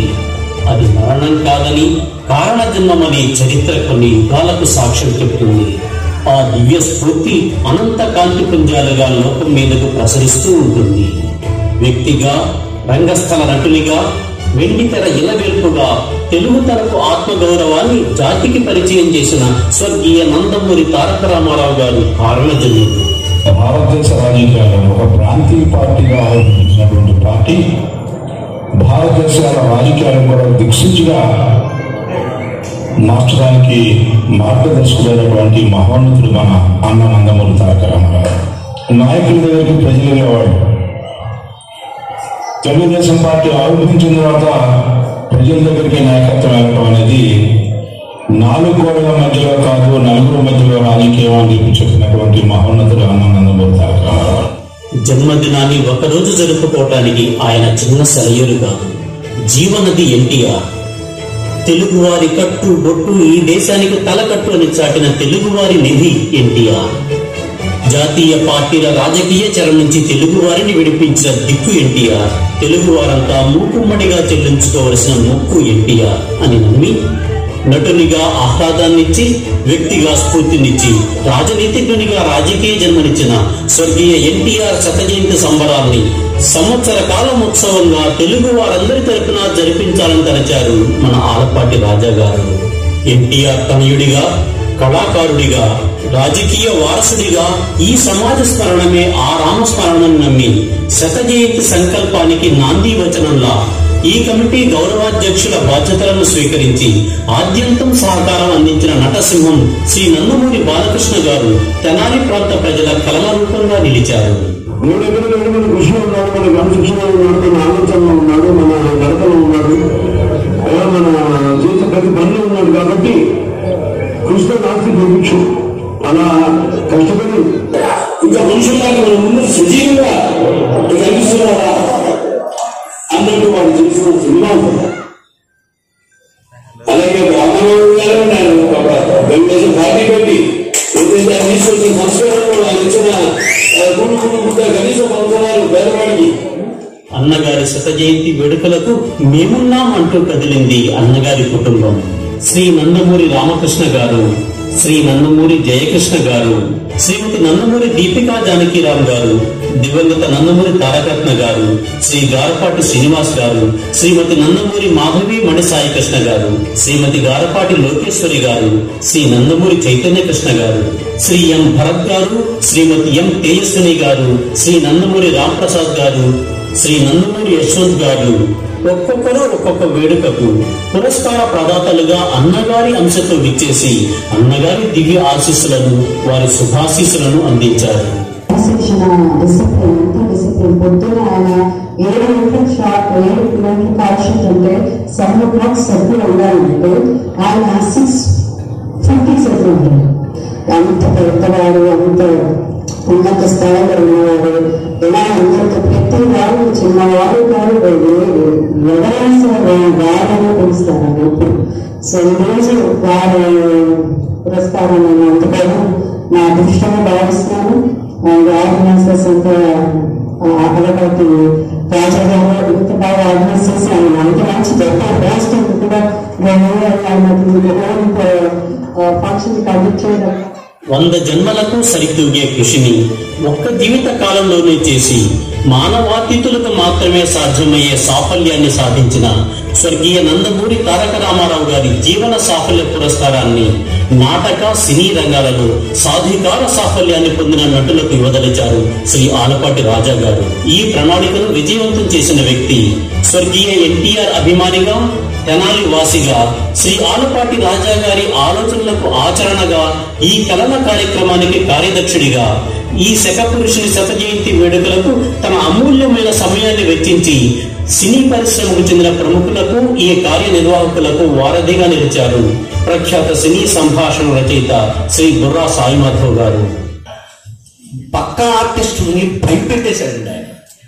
నందమూరి తారక రామారావు గారు పక్క ఆర్టిస్టులు భయపెట్టినట్టుగా ఎప్పుడూ భయపెట్టారు. పక్కన నుంచి చూసిన వాడినే. కారణం కృష్ణుడు ఆయనే, దుర్యోధనుడు ఆయనే, ఉత్సవోత్సవ పక్కన. రాముడు ఆయనే, రావణాసుడు ఆయనే. రాముడు చేయటం చాలా ఈజీ, అంటే నేను యాక్టర్గా మాట్లాడుతున్నా. రాముడు చేయటం చాలా ఈజీ, కానీ రావణాసురుడు చేయటం, రావణాసురుడిని హీరో చేయటం, అది ఒక్క only one and only in the బెడ్ వరల్డ్ నందమూరి తారక రామారావు గారు. ఆయన మించిన వాడు యాక్టర్ నాకు తెలిసిలేడు. ఈ పురస్కారం ప్రదానం చేయటం తెనాలి వాసుల మహద్భాగ్యం. అన్నగారి పేరిట ఉన్న అవార్డు అందుకోవటం పురస్కార స్వీకర్తల మహోద్వేగం. ఎన్టీఆర్ చలనచిత్ర జీవన సాఫల్య పురస్కారాన్ని దర్శకుడు శ్రీ కె రాఘవేంద్రరావు గారు, నిర్మాత శ్రీ అశ్వని దత్ గారు, కథానాయకులు శ్రీ రాజేంద్ర ప్రసాద్ గారు, శ్రీ మురళీమోహన్ గారు, కథానాయకులు శ్రీమతి ప్రభ, శ్రీమతి ఎల్ విజయలక్ష్మి, శ్రీమతి జయసుధ, శ్రీమతి జయప్రద, శ్రీమతి జయచిత్ర, శ్రీమతి రాజశ్రీ, శ్రీమతి భారతి విష్ణువర్ధనులు.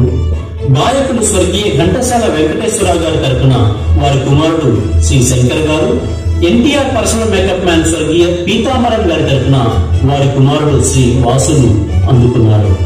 7 కొండల్లో కొలువైన వెంకటేశ్వరుని దర్శనానికి ఎక్కడెక్కడి నుంచో వచ్చినట్టు, కేరళలో 40 ఉన్న అయ్యప్ప స్వామి దర్శనానికి ఇరుముళ్ళు కట్టినట్టు, మాజీ మంత్రివర్యులు శ్రీ ఆలపాటి రాజేంద్ర ప్రసాద్ గారి నాయకత్వంలో తెనాలిలో జరుగుతున్న శక పురుషుని శత జయంతి ఉత్సవాలకు శ్రీ కామినేని శ్రీనివాస్, శ్రీ చింతకాయల అయ్యన్న పాత్రుడు, శ్రీమతి గౌతు శిరీష, శ్రీ బాబు మోహన్, డాక్టర్ జయప్రకాష్ నారాయణ్, శ్రీ ముప్పవరపు వెంకయ్య నాయుడు గారు, భారత మాజీ ఉపరాష్ట్రపతి వంటి నాయకులు విచ్చేశారు. అన్నగారికి ప్రణామాలు అర్పించి ఈ అసాధారణ ప్రయత్నానికి ఆలపాటి వారిని అభినందించారు. రామారావు గారు నటనలో చరిత్ర సృష్టించాడు. రామారావు గారు రాజకీయంలో చరిత్ర సృష్టించాడు. రామారావు గారు తెలుగు భాషలో చరిత్ర సృష్టించాడు. రామారావు గారు మన ఒక దరహాసానికి, మందహాసానికి, ఆ దర్పణానికి, ఆ టీవీకి, ఆ రోషానికి, ఆ వేషాలకు, దేనికైనా సరే రామారావు గారంటే రామారావు గారు అన్నట్టుగా ఆయన నడుస్తారు. నట సార్వభౌమ స్వర్గీయ నందమూరి తారక రామారావు గారి మీద ఉన్న చెదరని అభిమానం వారి జీవితాలకు చెదరని సంతకం. అన్నగారి కీర్తి ప్రతిష్టలను రెండు భుజాలపై ఊరేగిస్తూ అన్నగారి వ్యక్తిత్వానికి ఆజన్మ ఖైదుల్లా నిలిచిన శ్రీమతి మైథిలి అపరాజు, శ్రీమతి పాటిబండ జ్యోతి, శ్రీ వైవిఎస్ చౌదరి, శ్రీ వై పాణిరావు, సాయి గార్లను ఎన్టీఆర్ అభిమాన సత్కారంతో గౌరవించింది శక పురుషుని శత జయంతి ఉత్సవ కమిటీ. నేను సైతం అంటూ స్వర్గీయ ఎన్టీఆర్ గారు నటించిన చిత్రాలను డిజిటల్ మాధ్యమంలోకి అనువదించి ప్రదర్శనకు అందుబాటులోకి తెచ్చిన ప్రముఖ నిర్మాత కొమ్మినేని వెంకటేశ్వరరావు గారు, ప్రతిరోజు చిత్రాల ప్రదర్శనకు అప్పటి అన్నగారి అభిమాన థియేటర్ రామకృష్ణ, ప్రస్తుత పెమ్మసాని థియేటర్ అధినేత పోతురాజు గారు, ఎన్వీఆర్ కళ్యాణ మండపాన్ని ఈ కార్యక్రమ నిర్వహణకు వేదికగా ఇచ్చిన శ్రీ నన్నపనేని సుధాకర్ గారు, ఈ కార్యక్రమ సమన్వయకర్త శ్రీ సోమవరపు నాగేశ్వరరావు గారు, ఎన్టీఆర్ అభిమానులు, కార్యకర్తలు ప్రతి ఒక్కరూ స్వామివారి ఊరేగింపులా సాగిన ఈ శత జయంతి ఉత్సవాల విజయానికి శతధా ప్రయత్నించారు. చివరిగా ఈ 365 రోజుల మహాయజ్ఞం ఓ మహాగ్రంథంలా రూపుదిద్దుకుంటుంది. చాలా తొందరలో తెలుగుదేశం పార్టీ అధినేత శ్రీ చంద్రబాబు నాయుడు గారి స్వర్ణహస్తాలతో మన తెనాలిలోనే ఆవిష్కృతం కానుంది. ఆ గ్రంథం పేరు రమే రామే మనోరమే. ప్రజల మనసుల్ని గెలిచిన వాడే రాముడు. శ్రీరామచంద్రుడైనా, శ్రీ నందమూరి తారక రాముడైనా. జై హో ఎన్టీఆర్. నమస్కారం అండి. మనం ఇప్పుడు దాకా మరి అన్ని రంగాల్లో కూడా ఒక మహావిష్ణువుని చూశాము. ఎవరికి తెలియని నేను అనుభవించిన ఇంకొక కోణం కూడా మహామనిషి గురించి నేను మీతో చెప్పుకోవాలి. ఈ రోజున నాకు 17 ఏళ్ల వయసు నుంచి కూడా సత్యసాయి భగవాన్ చేసే సేవలన్నీ ఇష్టమయ్యి మెడిసిన్ జాయిన్ అయిన ఫస్ట్ ఇయర్ నుంచి కూడా అక్కడ సర్వీసెస్ ఇచ్చేదానండి. అప్పుడు నాకు అంతంత మాత్రమే మెడిసిన్ గురించి తెలుసు. ఆ టైంలో వెళ్ళినప్పుడు చాలా మంది పేషెంట్స్ స్కెలిటల్ డిఫార్మిటీస్ తోటి పుట్టుపర్తి వచ్చేవారు. అంటే ఎలా ఉండేవారు అంటే, ఈ రోజున మనం చూసిన వాళ్ళు నెక్స్ట్ ఇయర్ వెళ్ళేటప్పటికి దేకుతూ పాకుతూ వచ్చేవారు. అంటే అక్కడ ఉన్న ఫ్లోరోసిస్ ఎఫెక్ట్ ద్వారా వాళ్ళకి అలా అయ్యేది. అలాగా వందలాది మందిని నా మెడిసిన్ అయ్యేలోపు చూశానండి. తర్వాత వెళ్ళినప్పుడు ఆశ్చర్యం వేసింది. ప్రతి ఒక్కరు కూడా నడిచి రావటం, ప్రతి ఫ్యామిలీ కూడా ఆరోగ్యంగా ఉండటం. అంతకుముందు మరి గుట్టలు గుట్టలుగా మా కోసం వెయిట్ చేసే పేషెంట్స్ యొక్క రేట్ తగ్గిపోయింది. అంటే అది ప్రివెంటివ్ మెడిసిన్. అసలు ఇది ఎలా స్టార్ట్ అయింది, ఎలా సాధ్యపడింది అన్నప్పుడు వినిపించిన వేలాది గొంతుల్లో వినిపించిన ఏకైక మాట మన ఎన్టీఆర్ గారి గురించి, తెలుగు గంగ గురించి. మరి అప్పటిదాకా కాన్ఫ్లిక్ట్స్ లో ఉన్న 50 సంవత్సరం నుంచి కూడా రకరకాలైన కాన్ఫ్లిక్ట్స్, ఒకరి మీద ఒకరికి ద్వేషం ఉన్నదంతా కూడా పటాపంచలు చేసి అన్నిటినీ కూడా మరి అధిగమించి ఆయనకున్న బంగారు అయిన మనసుతో అనివ్వండి, పసి మనసుతో అనివ్వండి, ఆ తెలుగు గంగ ప్రాజెక్ట్ని ముందుకు తీసుకువెళ్ళి, మనందరికీ తెలుసు గంగ ఎంత పవిత్రమైనదో. మరి ముల్లోకాల్లో కూడా ఉన్నది గంగాదేవి, మరి మహావిష్ణువు యొక్క పుత్రిక. మరి అలాంటి పుత్రికను ఆయన కృష్ణాదేవి, మన కృష్ణమ్మ తల్లిని ఆ తెలుగు గంగగా రూపాంతరం చెందించి మరి అందరికీ అందించి రాయలసీమని మరి రత్నాలసీమగా మార్చారా. నెల్లూరు ఏరియాస్ కానివ్వండి, అన్నిటినీ కూడా లక్షలాది ఎకరాలని మరి సాగువంతంగా చేయటమే కాకుండా వారికి మరి తిండి పెట్టే వారయ్యారు. అలాగే వారి దాహాన్ని తీర్చిన వారయ్యారు. బేసిక్గా మనిషి హెల్త్ కావాలి అని అంటే మంచి నీరు, అలాగే మంచి ఆహారము, వీటి ద్వారానే వారికి జబ్బులన్నీ కూడా తగ్గిపోవటం చూశానండి. ఆ రోజు నుంచి కూడా ఆయన మరి అప్పుడు చిన్నప్పటి నుంచి చూసి అనుకునే వాళ్ళం దేవుడు అని అంటే రాముడు అని అంటే ఎన్టీఆర్ అని. కానీ ఆ తర్వాత నాకు ఏ డాక్టర్ కూడా ఇన్స్పైర్ చేయనంత ఎక్కువగా మరి వారు నా మనసులో నిలబడిపోయారు. అలాగే మరి ఇప్పటికీ మనం తలుచుకుంటున్నామండి, ఆయన మనిషి కాదండి, మహావిష్ణువు. మరి ఆయన అందించిన ఈ దేశ బాధ్యత, ఈ బరువు, ఇదంతా కూడా మన అందరి భుజస్కంధాల మీద ఉంది. ఇందాక మరి రాజా గారి నోట్లో విన్నామండి. నాకైతే ఇప్పుడు 60 ఏళ్ళు దాటిన వయసులో మరి 20 ఏళ్ల ఎనర్జీ వచ్చిందండి రాజా గారు ఇందాక ఆయన గురించి మాట్లాడుతూ ఉంటే. అలాగే ప్రతి ఒక్కరి హృదయం కూడా స్పందించాలి, అణువణువు కూడా మన జాతికి అంకితమైపోవాలి, మన తెలుగు వాళ్ళని నిరూపించుకోవాలి. మనందరికీ మంచి రోజులు వస్తున్నాయి, రాబోతున్నాయి. మరి ఈ బరువుని బాధ్యతని మోయటానికి మనందరికీ తెలిసిన ఈ కలియుగ కర్ణుడు నా దృష్టిలో మా రాజా గారండి. రాజా గారికి మించిన మరి పసి మనసు కానీ, ఒక రోషన్ కానీ, ఒక కార్య సాధన కానీ, ఒక దీక్ష కానీ, అందరినీ కలుపుకుపోవటం కానీ నాకు దాదాపు 25 ఏళ్ళుగా పరిచయం. మరి అన్ని కూడా అవి నేను ఆయనలో చూశానండి. ఆయనకి హృదయపూర్వకమైన నా ధన్యవాదాలు సార్ ఈ అవకాశం ఇచ్చినందుకు. అలాగే సాయి మాధవ్ గారికి కూడా నా ధన్యవాదాలండి. మరి నాదెండ్ల మనోహర్ గారు కూడా చాలా తెలుసండి నాకు. అంటే మన హాస్పిటల్ని చాలా బాగా ఇన్వైట్ చేశారు ఆయన. చాలా సబ్జెక్ట్ ఉన్న మనిషి, కంటెంట్ ఉన్న మనిషి. మరి అలాంటి వారికి నా విన్నపం సభాముఖంగా, మరలా నాకు తెలిసిన ప్రివెంటివ్ డాక్టర్లు లక్షలాది డాక్టర్ల కంటే కూడా గొప్ప అయినా ఇప్పుడు మన ఇండో అమెరికన్ హాస్పిటల్ కూడా చాలా మంది రోగుల్ని సేద తీరుస్తుంది. వారి పేరు మళ్ళీ ఎన్టీఆర్ హెల్త్ యూనివర్సిటీని తిరిగి తీసుకురావాల్సిందిగా మిమ్మల్ని అభ్యర్థిస్తున్నాను. ఇంత మంచి అవకాశం ఇచ్చిన మీ అందరికీ నమస్కారం.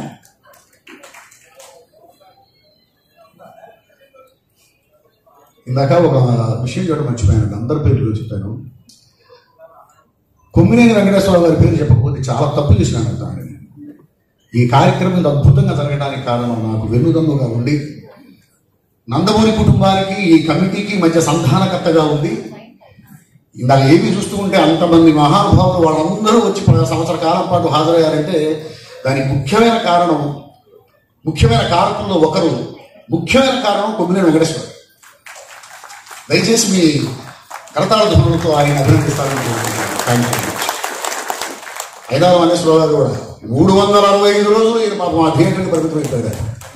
అయినా మహేశ్వరరావు కానివ్వండి, భవానీ కానివ్వండి, ఈ రోజున అయినాల మహేశ్వరరావు, కొమ్మినేని వెంకటేశ్వరరావు గారు ఇక్కడ లేరు, ఇక అర్జెంట్ పనులు రాలేకపోయారు.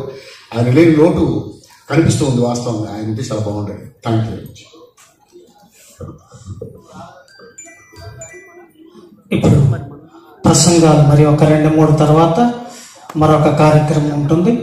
ననపనేని రాజకుమారి మేడం గారిని ఇచ్చేసి వారి ప్రసంగం చేయవలసిందిగా ఆహ్వానిస్తున్న మీ అందరి కరతాళతల మధ్య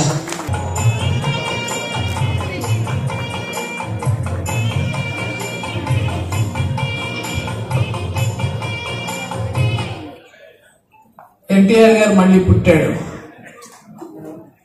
చూస్తుంటారు కదా, ఇందాక రాయన్ ప్రసాద్ గారు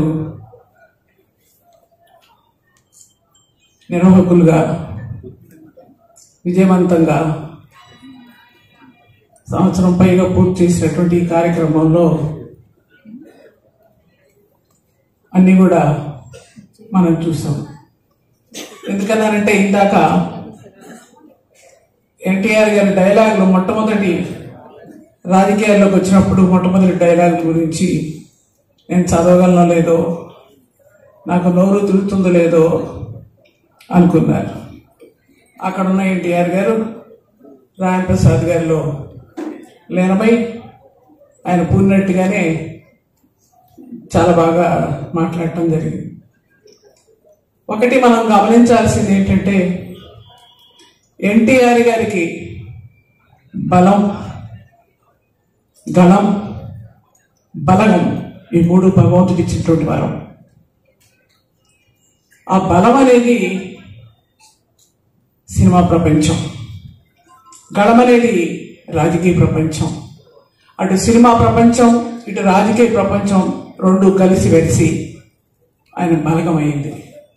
అందుకని ఆ బలం, గళం, గంభీరమైనటువంటి కంఠస్వరం సినిమా ప్రపంచంలో ఆయన ఒక ధృవతార.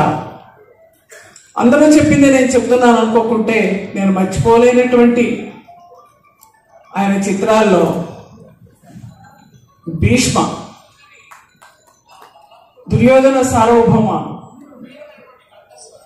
కర్ణ, శ్రీకృష్ణ భగవానుడు, శ్రీరామచంద్రుడు, ఇవే కాకుండా గుడిగంటలు లాంటి సాంఘిక సినిమాలు ఎన్నో మనం చూసాం. అటువంటి సినిమా ప్రపంచంలో ఏలినటువంటి ఆయన మాలాంటి వాళ్లకు రాజకీయ భిక్షను ప్రసాదించారు. ఈరోజు చంద్రబాబు గారు ఆయన వారసత్వాన్ని తీసుకుని నడుస్తున్నప్పుడు ఆయనతో పాటే రాజేంద్ర ప్రసాద్ గారి ఎంఏగా అందరం కూడా నడవలసి వచ్చింది. ఒక విషయం చెప్పదలుచుకున్నాను. నందమూరి తారక రామారావు గారి గురించి ఇంత శ్రద్ధ రాజేంద్ర ప్రసాద్ గారు తీసుకున్న, పెమ్మసాని వారు పెద్ద మనసుతోటి వాళ్ళు థియేటర్ ఇచ్చిన, నందప్రేమి సుధాకర్ గారు ఈ కళ్యాణ మండపాన్ని సంవత్సరం పాటు ఇచ్చి అప్పటి నుంచి ఇప్పటి వరకు కూడా ఎంతో ఉపయోగపడుతున్నాయి. నందప్రేమి వెంకట్రావు గారి పేరుతో కట్టినది. ఇవన్నీ కూడా ఎన్టీఆర్ గారు చంద్రబాబు గారి మీద ఉన్నటువంటి గౌరవంతోనే అందరూ చేస్తున్నారు అనేది గమనించారు. అయితే ఇంతమంది సహకరించారు కాబట్టి సాయి మాధవ్ గారు ఎప్పుడు అనుకుంటాం, అందరూ అంటారు పొట్టివాడైనా గట్టివాడని. ఎందుకంటే లాల్ బహదూర్ శాస్త్రి గారిని చూసాం కదా మనం. అలాగే ఆయన వాక్చాతుర్యమే కాకుండా ఒక పరిణితి చెందినటువంటి సినీ ప్రపంచంతో చాలా అనుబంధం ఉన్నటువంటి వ్యక్తి. అలాగే కొమ్మినేని వెంకటేశ్వర పెద్ద పరిచయం లేదు కానీ వారు కూడా ఇక్కడ చాలా అయితే. అలాగే షాబీర్ గారి కంఠధ్వని ఇందాక రామారావు గురించి చెప్పేటప్పుడు కానీ ఇదంతా కూడా ఆయన గాత్రం, అదంతా కూర్పు, ఇదంతా ఇలా చెప్పుకుంటూ పోతే అనేక మంది చాలా మంది ఇక్కడ సహకరించారు. వాళ్ళందరికీ కూడా ధన్యవాదాలు. చివరిగా 2 మాటలు చెప్తానండి. ఎందుకనంటే మేము ఎన్టీఆర్ గారికి రుణపడి ఉన్నాను అనుకుని ఆయన మరణించినప్పుడు ఎడ్లపాటి వెంకట్రావు గారు అదంతా కూడా తెలుగుదేశంలో ఉన్నారు. రాజేంద్ర ప్రసాద్ గారు అంతా కూడా రోజున రైల్లో గుంటూరు నుంచి బయలుదేరాం అందరం. అప్పటికప్పుడు తెలిసి ఎన్టీఆర్ గారు మరణించినప్పుడు నేను కూడా బయలుదేరాను.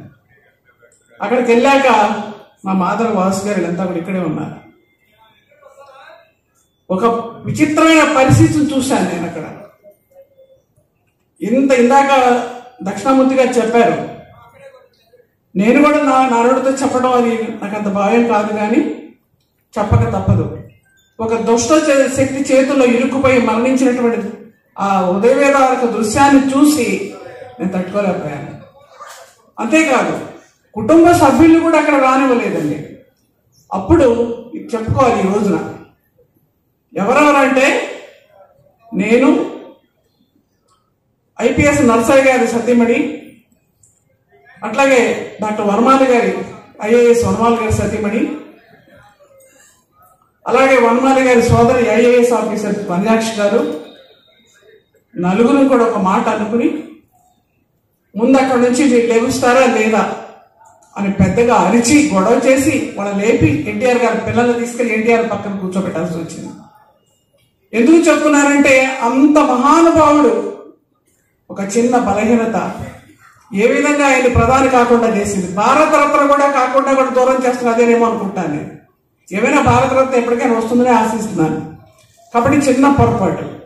కాబట్టి ఈ దేశంలోనే కాదు ప్రపంచ దేశాల్లో ప్రతి తెలుగు వాడికి గర్వకారణమైనటువంటి నందమూరి తారక రామారావు గారు తన సినిమాల ద్వారా సందేశాన్ని ఇచ్చారు. తన సినిమాల ద్వారా రాజకీయ చైతన్యాన్ని కలిగించారు. తన సినిమాల ద్వారా మహిళల్లో ఉత్తేజాన్ని కలిగించారు. దానికి ఉదాహరణ లేచింది నిద్ర లేచింది మహిళల్లో కోరేటువంటి పాట మనకి ఇప్పుడు గుర్తొస్తుంది అనుకుంటాను. అలాగే చెయ్యెత్తి జయకొట్టు తెలుగుడ దగ్గర నుంచి అనేక సినిమాల నుంచి ఆయన సినిమాల నుంచి చాలా కూడా ఆయన మేల్కొల్పారు. అంతేకాకుండా మండలాలు ఏర్పాటు చేయడం అంటే ప్రజల దగ్గర పరిపాలన అంటే ఎందుకు చెప్తున్నానంటే చెప్పాలి.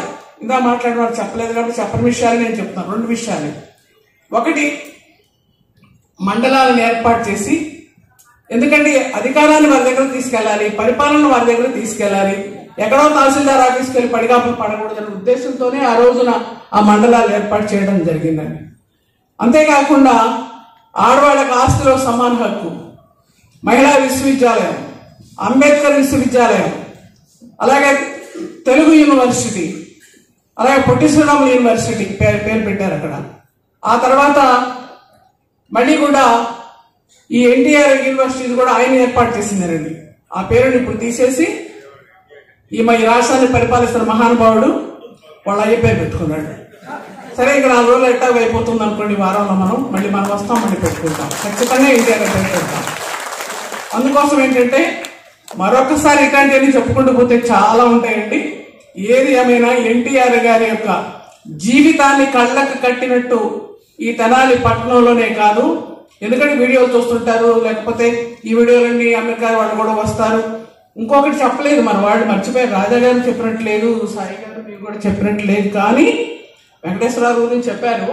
ఒక మాట చివరిగా చెప్తున్నా, ప్రతి ఫంక్షన్కి కూడా ఒక ముఖ్యమైనటువంటి నటులు రావడం, దర్శకులు రావడం, ఆశీర్వాద్ గారు కానీ, రాఘవేంద్రరావు గారు కానీ, లేకపోతే మరెవరిన కానీ, అట్లా ప్రతి ఫంక్షన్ కూడా 2-3 నటీనటులు రావడం, 2-3 దర్శకులు వాళ్ళు రావడం, లేదా టెక్నీషియన్స్ రావడం, లేదా ఫోటోగ్రాఫర్స్ రావడం, లేదా రైడర్స్ రావడం, ఇలా అందరినీ కూడా తీసుకొచ్చిన ఘనత కూడా ఈ కమిటీకి దక్కింది. అందుకోసం మరొకసారి రాజేంద్ర ప్రసాద్ గారిని వ్యయ ప్రయాసాలు కోచి కొంతమంది మీకు స్పాన్సర్ చేసి ఉండొచ్చు, కానీ మెయిన్గా మీరు ఖర్చు పెట్టింది కానీ మీరు వెచ్చించింది కానీ చాలా బాగా చేశారు. ఇంత మంచి పేరు తెచ్చుకున్నందుకు మరొకసారి మిమ్మల్ని అభినందిస్తూ, ఎన్టీఆర్ గారి రేపు రాబోయేటువంటి ఫంక్షన్లో కూడా అంటే పెద్ద ఎత్తున చేస్తానని ఖచ్చితంగా మనకి కాబోయే ఎమ్మెల్యే గారు ఉన్నత పదవిలో చూడబోతున్న మనోహర్ గారు ఇక్కడే ఉన్నారు. ఆ మనోహర్ గారికి మీరు కూడా ఇక్కడ నుంచి కూడా మరి రాజేంద్ర ప్రసాద్ గారితో పాటుగా ఈ కార్యక్రమాన్ని పెద్ద ఎత్తున నిర్వర్తించడానికి, విజయవంతం చేయడానికి, ఎవరిని పిచ్చినా కూడా వచ్చే విధంగా ఉండేదానికి మీరు సహకరించాలని కోరుకుంటూ నాకు అవకాశం ఇచ్చిన ధన్యవాదాలు తెలుపుకుంటూ సెలవు తీసుకున్నాను. నమస్కారం. శ్రీ మాదల శ్రీనివాస్ గారు వారిని చేసి ప్రసంగించవలసిందిగా వారికి డాక్టర్ రావుల చక్రవర్తి గారిని చేసి పుష్పగుచ్చంతో స్వాగతించవలసిందిగా ఆహ్వానిస్తున్నాం. డాక్టర్ రావుల చక్రవర్తి గారు.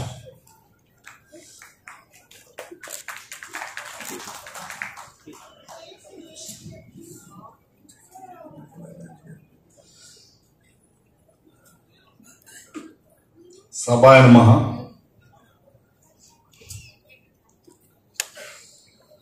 నందమూరి తారక రామారావు గారు సమయ పాలన సరైన పాలనని వాచ్ చూసుకోవాల్సిన అవసరం లేకుండా చెప్పిన సమయానికి ఏ కార్యక్రమాన్న ముఖ్యమంత్రిగా నిర్వహించారు. కానీ అంతులేని ప్రజాదరణతో, ఆవేశంలో ఉన్న యువతతో కార్యక్రమాలు నిర్వహించే తెలుగుదేశం జైత్రయాత్రలో సమయం వాచ్ కాదు కదా, క్యాలెండర్లు కూడా మారిపోయాయి. 3 విషయాలు చెప్తాను. మొదటిది, ఇక్కడ ఉన్న ఏ తెలుగుదేశం కార్యకర్త కూడా నాకన్నా సీనియర్ కాదు. ఎందుకంటే ఓటు హక్కు వచ్చి పోటీ చేసే హక్కు లేని మాలాంటి ఉత్సాహమైన కుర్రవాళ్ళు 1982 మార్చి 29 ఎమ్మెల్యే క్వార్టర్స్ లాన్స్లో మంగళగిరిలో మా చిన్నాన్న గారు పోటీ చేస్తారు, అటు తీసుకెళ్లాలని నేను. నర్సరాపేటలో అప్పటికే అలజడి జరుగుతుందని కోడెల శివప్రసాద్ గారు ముక్కోపి చాలా కష్టమైన మనిషి టు హ్యాండిల్ మా గురువు గారు పెదరత్తయ్య గారు 3 పక్కల ఎటు వెళ్ళాలనే సంశయం ఉంటే ఆడ కూతురు ఒక మంత్రి మీద నిలబడింది.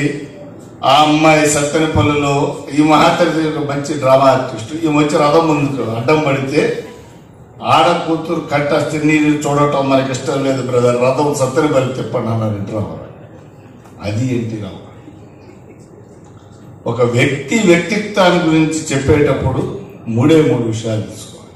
మొదటిది, ఎన్టీ రామారావు గారు తను అనుకున్నదే చెప్పేవారు, చెప్పిందే ఆచరించేవారు. ఈ లక్షణం అతి కొద్ది నాయకులకి భారతదేశంలో.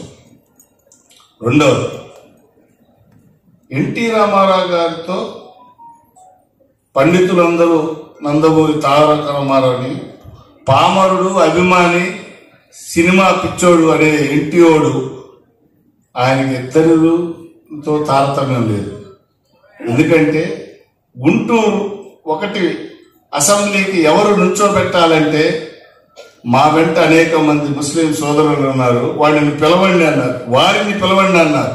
ఎవరయ్యా ఆయన అంటే మహమ్మద్ ఖాన్ పఠాన్ ఉరఫ్ బుడే ఖాన్ అని. మేము రోజు టీ తాగే కింగ్స్ హోటల్, బిర్యానీ తినే హోటల్ నడిపే యజమాని.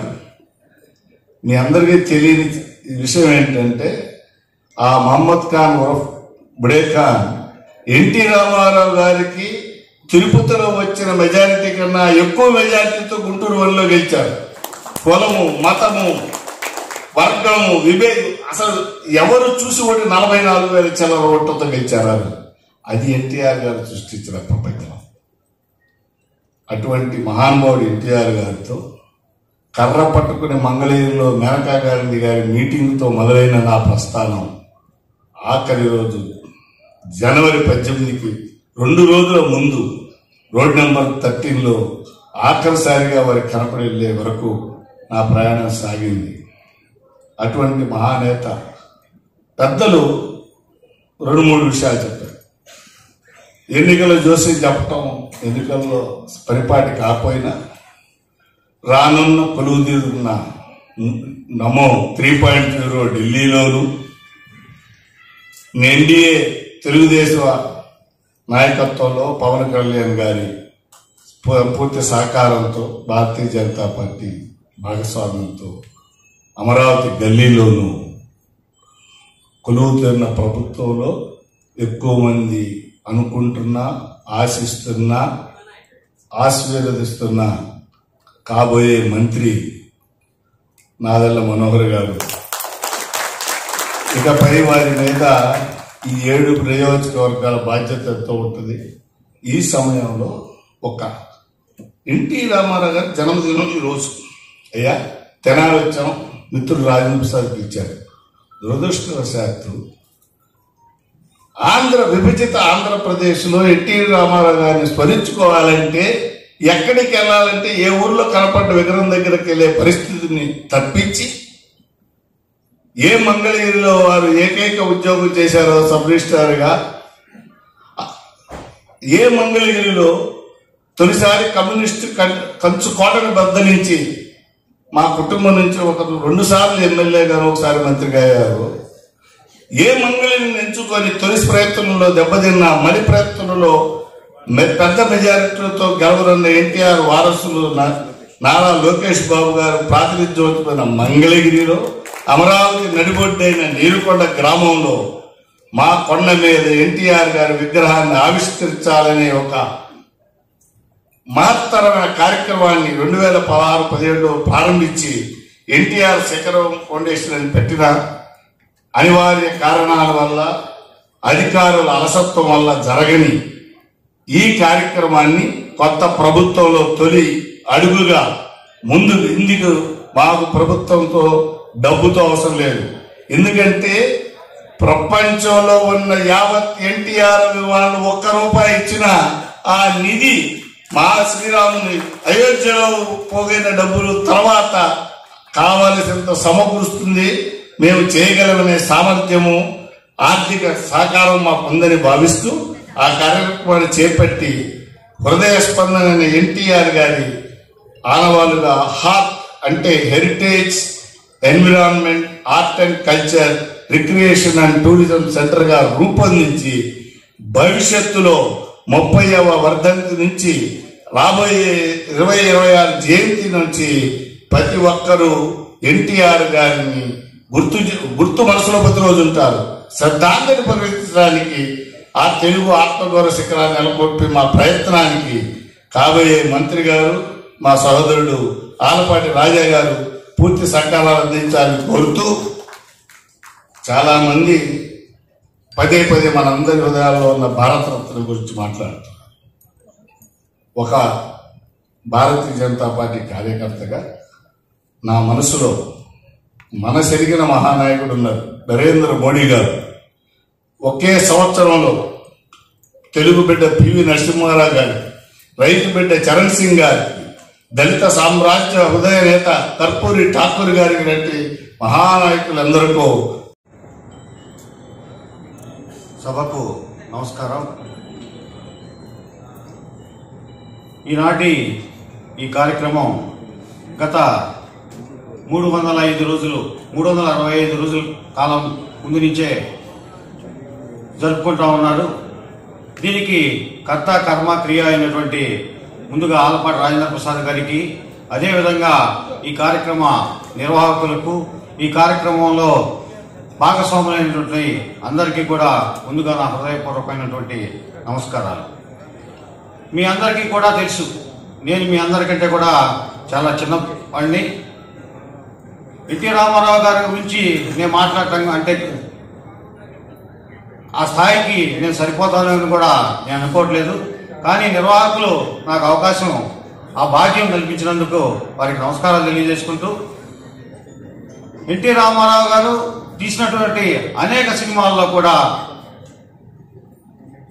సమాజానికి హితమైనటువంటి, సమాజంలో ఉన్నటువంటి రుగ్మతలు తొలగాలనేటువంటి విధానంతో తీసినటువంటి సాంఘిక సినిమాలు కానివ్వండి, అదేవిధంగా ముందు మాట్లాడినటువంటి వక్తలు చెప్పినట్టు పౌరాణిక పాత్రలో నాయకునిగా కానివ్వండి, ప్రతినాయకునిగా కానివ్వండి, ఈరోజు మనం చూస్తూ ఉంటే ఏ ఇంట్లో కూడా శ్రీకృష్ణుడి బొమ్మ కానివ్వండి, శ్రీరాముడి బొమ్మ కానివ్వండి ఉంది అంటే దాన్ని ఎన్టీ రామారావు గారినే కనపడతా ఉండేటువంటి పరిస్థితి ఉండేది.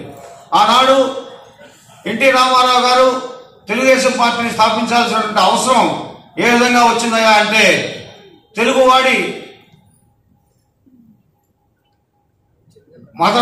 తెలుగువాడు మద్రాసీయుడిగా ఢిల్లీ నగర వీధుల్లో పిలువబడతా ఉంటూ తెలుగువాడి ఆత్మగౌరవాన్ని దెబ్బతీసే విధంగా ఉన్నప్పుడు ఎన్టీ రామారావు గారు తెలుగువాడికి వాడి ఉంది, వేడి ఉంది, వాడికి చాలా సత్తా ఉంది, ఈ ప్రపంచానికి ఒక దిశని నిర్దేశించేటువంటి వ్యక్తిత్వం ఉందని చెప్పి పార్టీని స్థాపించినటువంటి అనతి కాలంలోనే 9 మాసాల్లోనే ఈ ప్రపంచంలో ఎక్కడా జరగలేదు.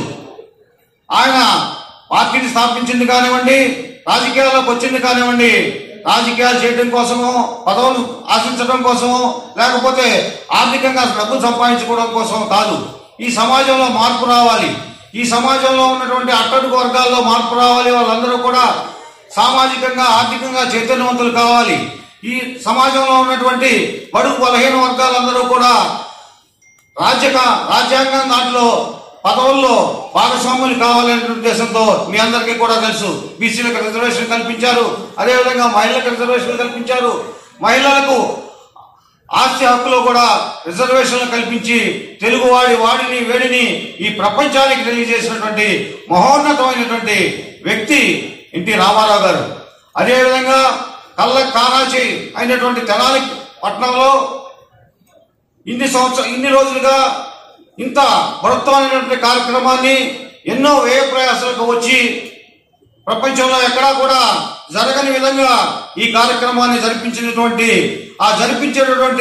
అవకాశాన్ని నాకు తెలిసి ఎన్టీ రామారావు గారు ఆ రూపంలో ఆలపాటి రాజేంద్ర ప్రసాద్ గారికి అవకాశం ఇచ్చారు. ఆ అవకాశాన్ని ఆయనతో పాటుగా దీంట్లో భాగస్వాములైనటువంటి అందరికీ కూడా పేరు పేరున హృదయపూర్వకమైనటువంటి నమస్కారాలు తెలియజేసుకుంటూ, రాబోయేటటువంటి ప్రభుత్వంలో ఇందాక వాసు గారు చెప్పినట్టుగా అటు బీజేపీ, ఇటు జనసేన, తెలుగుదేశం ప్రభుత్వం రాయడం ఖాయం.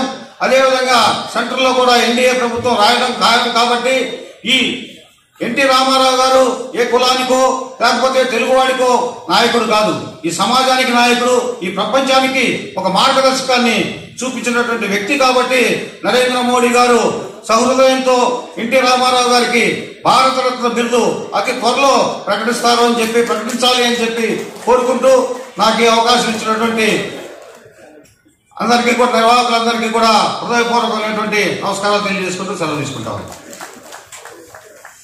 వెంటనే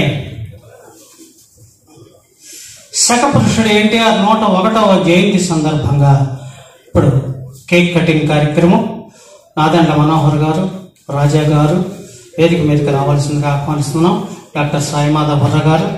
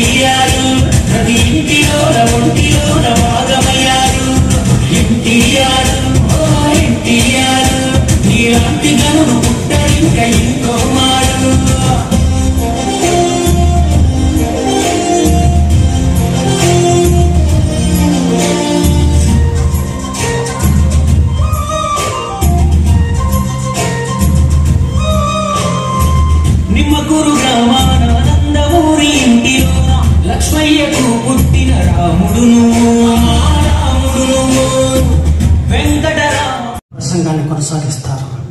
ప్లీజ్ వీరికి పుష్పగుచ్చంతో స్వాగతించవలసిందిగా తాడిపోయిన హరిప్రసాద్ గారిని స్వాగతిస్తున్నాం.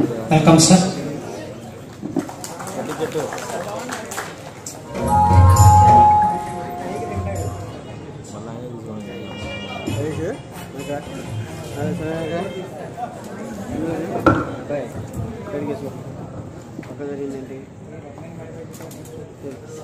ఇంతమంది మాట్లాడిన తర్వాత చివరిలో మాట్లాడడం అనేది కొంచెం కష్టమైన కార్యక్రమేనా. చాలా ఎమోషనల్గా రాజా గారు మొదటి ప్రసంగంతో సభ ప్రారంభించినప్పుడు ప్రతి ఒక్కరు కూడా అదే పందాలో ఎన్టీ రామారావు గారి జయంతి సందర్భంగా మనందరికీ కూడా ఒక చక్కటి అవకాశం. జయంతి వేడుకల్లో పాల్గొనేటప్పుడు మనందరం కూడా ఆ మహా వ్యక్తి గురించి, ఆయన ద్వారా రాష్ట్ర ప్రజలకి జరిగిన మంచి కార్యక్రమాలు, భవిష్యత్తులో ప్రతి ఒక్కరు కూడా ఒక స్ఫూర్తిదాయకంగా ఉండే విధంగా, తెలుగు జాతి గర్వపడే విధంగా ఆయన చేసిన కృషిని మనందరం కూడా ఈరోజు తెనాల్లో ఈ విధంగా మనం ఈ కార్యక్రమం జరుపుకుంటున్నాం అంటే మనందరం కూడా గర్వపడే విధంగా ఆలపాటి రాజేంద్ర ప్రసాద్ గారిని, సాయి మాధవ్ గారిని కష్టపడి 365 రోజులు ఈ శతజయంతి కార్యక్రమం విజయవంతంగా జరగాలని ప్రతి ఒక్కరు కూడా చేసిన కృషిని మనస్ఫూర్తిగా నేను కూడా అభినందిస్తున్నాను. ఈ సందర్భంగా ఈరోజు నేను చెప్పదలుచుకుంది 2-3 విషయాలు ప్రధానంగా అందరూ ప్రస్తావించిన అంశాలు. మొదటిది, ఏదైతే ఈ పుస్తకావిష్కరణ కోసం మీరు చేపట్టిన ఈ కార్యక్రమం తప్పకుండా నా వంతు నేను మీతో పాటు నడిచి అద్భుతంగా జరిగే విధంగా తెనాలి నియోజకవర్గం మరొకసారి ప్రపంచ స్థాయిలో కళల కణాచిగా పేరు పొందడమే కాదు, దాన్ని నిలబెట్టుకోవాల్సిన బాధ్యత కూడా మనందరిపైన ఉంది. అది ఒకరు కోరుకున్నంత మాత్రాన జరగదు. ఈ విధంగా మనకి ఒక అద్భుతమైన అవకాశం దొరికింది. ఎన్టీ రామారావు గారి జయంతి సందర్భంగా 1 సంవత్సరం కాలం పాటు ప్రతిరోజు ఒక కార్యక్రమం చేయడం అనేది చాలా గొప్ప విషయం. నేను కూడా పత్రికల్లో ఆ రోజుల్లో ఆ సంవత్సర కాలం నాకు అలవాటు తెనాలి న్యూస్ చదువుతూ ఉంటాను ప్రతిరోజు. సో ప్రతిరోజు కూడా నేను చూసి ఫాలో అవుతూ ఉండేవాడిని. అంతమందిని ఇన్వైట్ చేయడం ఒక కార్యక్రమాని కోసం ఒక ఎత్తు అయితే, ప్రతిరోజు ఆ కార్యక్రమం జరగడం అనేది చాలా గొప్ప విషయం. ఇది వాస్తవం, మనం ఒప్పుకోవాల్సింది. మనస్ఫూర్తిగా నేను మరొక్కసారి అందరినీ కూడా నేను మనస్ఫూర్తిగా నేను అభినందిస్తున్నాను. ఎందుకంటే సామాన్య విషయం కాదు. అందులో భాగంగా ఈ పుస్తకం కోసం రాజేంద్ర ప్రసాద్ గారి దాకా దాని కవర్ మేము ఆవిష్కరించినప్పుడు నాకు గుర్తొచ్చింది 83లో నేను ఢిల్లీలో టోర్నమెంట్ ఆడుతున్నాను. ఆ రోజు నేను టెన్నిస్ ఎక్కువగా జాతీయ స్థాయిలో ఆడుతుండేవాడిని. సో నేషనల్ ఛాంపియన్షిప్లో భారతదేశంలో 3వ స్థానంలో ఉన్న క్రీడాకారుడిని నేను 17 ఏళ్ళు నాకు ఆ రోజు అతన్ని ఓడించాను. ఆ సందర్భంగా దేశంలో ఉన్న పత్రికలందరూ కూడా హెడ్లైన్స్ ఆ రోజు రాసింది ఏంటంటే, ఆంధ్ర అబ్బాయి నేషనల్ క్రీడాకారుడిని ఓడించాడు అనేది హెడ్లైన్ ఉండేది. నెక్స్ట్ డే మార్నింగ్ 8:30కి నాకు ఎన్టీ రామారావు గారు ఫోన్ చేశారు. అది ఎక్కడ ఉన్నానో కూడా ఎవరికి తెలియదు. ఎందుకంటే ఆ రోజుల్లో మేము క్రీడాకారులుగా ఎక్కడో స్టేడియంలోనో ఎక్కడో ఉండేవాళ్ళం, ఎవరి రూమ్లోనో అక్కడ ఉండేవాళ్ళం. కానీ ఆయన ఢిల్లీలో ఉన్న రెసిడెంట్ కమిషనర్ని పంపించి ఆయన వచ్చి ఎక్కడున్న ఫోన్ దగ్గర తీసుకెళ్లి సీఎం గారు మాట్లాడతారంట మీతో అని చెప్పి నన్ను ఫోన్ దగ్గర తీసుకెళ్తే ఎన్టీ రామారావు గారు మాట్లాడి నన్ను అభినందించి, ఆ రోజు ప్రత్యేకంగా ఆ రెసిడెంట్ కమిషనర్కి ఆయన ఇచ్చిన ఉత్తర్వులు ఏంటంటే, నన్ను అక్కడ షిఫ్ట్ చేసి తీసుకెళ్లి ముఖ్యమంత్రి గారికి కేటాయించే ఆ రూము ఆంధ్ర భవన్లో అక్కడే నన్ను బస్ చేసే విధంగా ఏర్పాటు చేయమని ఆ రోజు ఆయన ఇన్స్ట్రక్షన్స్ ఇచ్చారు. అంటే అంతకుముందు కూడా నేను చాలాసార్లు కలిశాను. కానీ ఒక ముఖ్యమంత్రిగా ఉంటూ ఒక క్రీడాకారుడిని ప్రోత్సహించే విధంగా ఆయన చూపించిన చొరవ, ఎంతో అభిమానంగా ఆ టోర్నమెంట్లో నేను పార్టిసిపేట్ చేసిన విధానం, కష్టపడే మనస్తత్వం ఉన్నా కూడా ఆ గుర్తింపు అనేది ఎన్టీ రామారావు గారు ఆ రోజు ఫోన్ చేసినందుకు నన్ను చాలా ఎమోషనల్గా నేను ఆ రోజు ఫీల్ అయ్యాను. అది ఈరోజు గుర్తొచ్చింది. ఎందుకంటున్నానంటే రాజకీయాల్లో మనం పదవులు ఎన్నో అలంకరించవచ్చు, మనం కూడా కష్టపడి ఒక కెరియర్ అనుకుంటాం పాలిటిక్స్లో. కానీ సామాన్యుడి కోసం నిలబడి వ్యవస్థని ప్రశ్నించి ఎవరు ఊహించని విధంగా కేంద్ర ప్రభుత్వం పైనే ఆయన 4 మాటలని ధైర్యంగా తెలుగువాడి కోసం, తెలుగు జాతి కోసం, తెలుగు భాష కోసం ఆయన నిలబడిన తీరు మనందరం కూడా ఎల్లప్పుడూ గర్వపడే విధంగా ఆయన వేసిన పునాది ఆ రోజున. ఈరోజు మనందరం మాట్లాడుతున్నాం రాష్ట్ర ప్రభుత్వంకు ఉన్న హక్కుల గురించి, కేంద్ర ప్రభుత్వానికి ఉన్న హక్కుల గురించి. ప్రాంతీయతత్వం ఈరోజు ఏర్పడుతోంది అనే భావన ఇప్పుడు కలుగుతోంది కొంతమందికి. కానీ ఆ రోజునే ఎన్టీ రామారావు గారు కేంద్రం ఒక మిథ్య అన్నారు.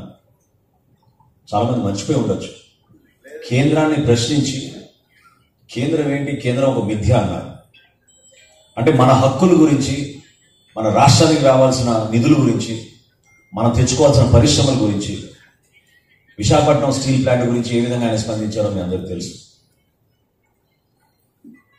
తెలుగు జాతి కోసం ఒక ముఖ్యమంత్రిగా, ఒక రాజకీయ నాయకుడిగా ఆయన కష్టపడి నిలబడిన తీరు మనందరం కూడా ప్రతి క్షణం గర్వపడాలి.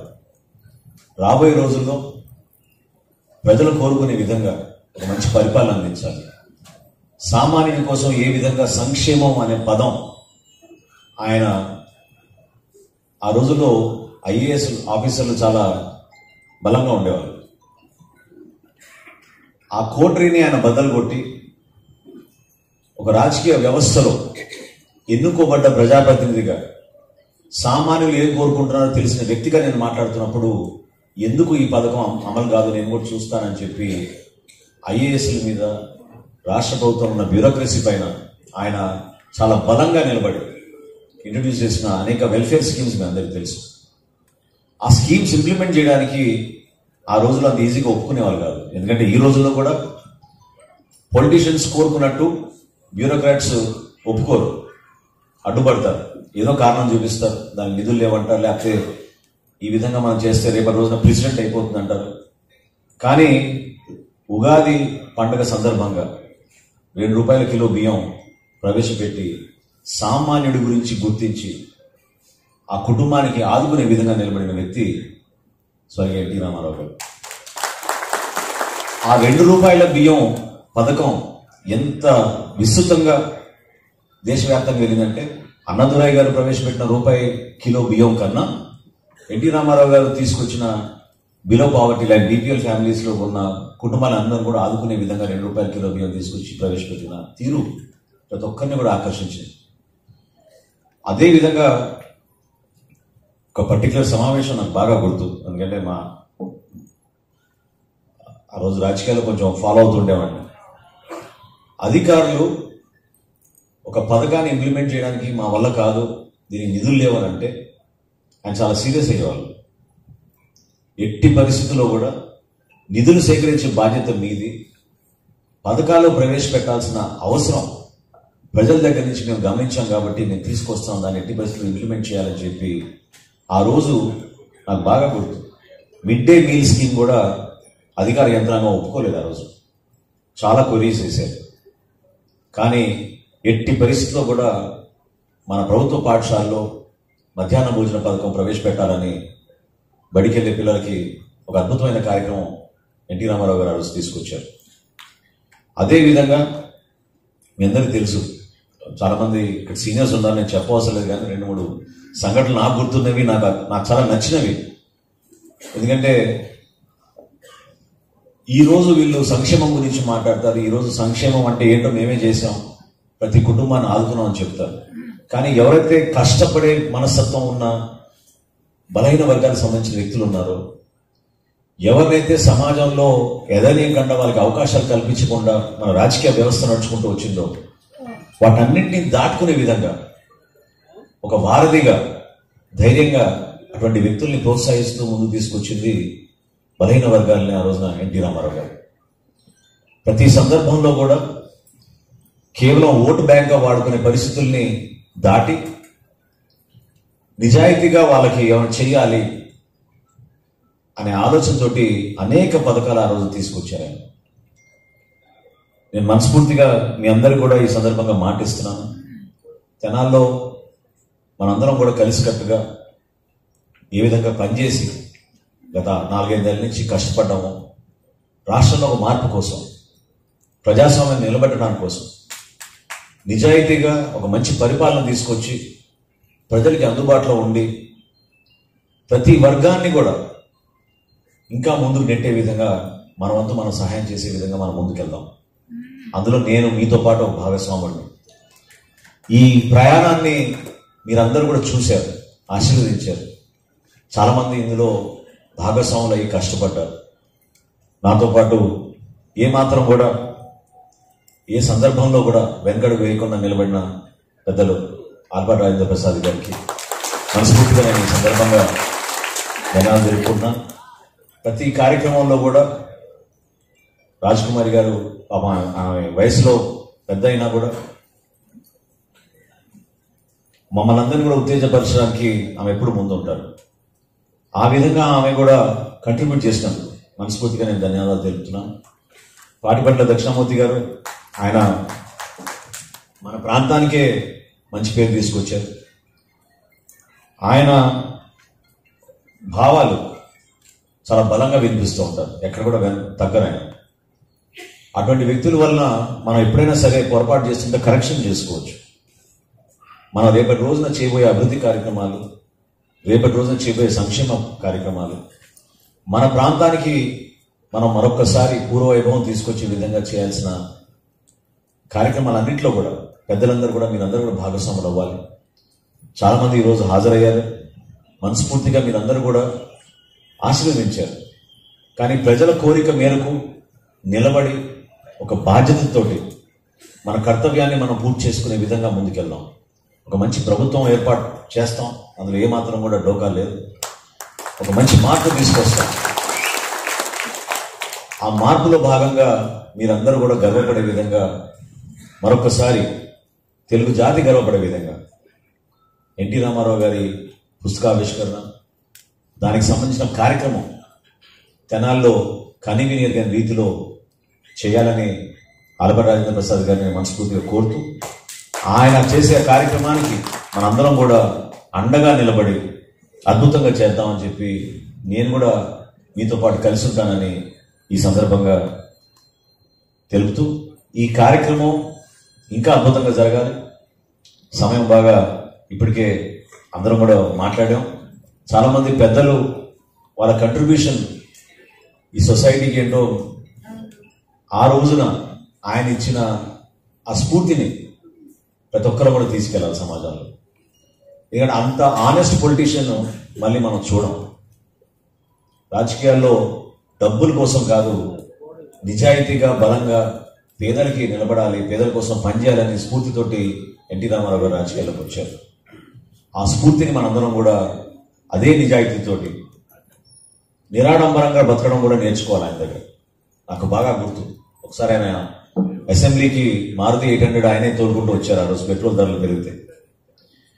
అంత సింపుల్గా బ్రతికే వ్యక్తి రాజకీయాల్లో ఒక మార్పు కోసం ఎల్లప్పుడూ పేద ప్రజల కోసం నిలబడిన వ్యక్తి గురించి మనం ఈరోజు ఈ ఉత్సవాలు జరుపుకోవడం, ఆయన జయంతి సందర్భంగా మరొకసారి పునరంకితమై రాష్ట్రానికి మంచి పరిపాలన అందిద్దామని ఈ సందర్భంగా కోరుకుంటూ, ఇంత చక్కటి అవకాశం కల్పించి నన్ను ఆహ్వానించినందుకు సాయి మాధవ్ గారికి, ఆల్బర్ట్ రాజేంద్ర ప్రసాద్ గారికి, ఇక్కడ వచ్చిన పెద్దలందరికీ మనస్ఫూర్తిగా నేను ధన్యవాదాలు తెలుపుకుంటూ సెలవు తీసుకుంటాను.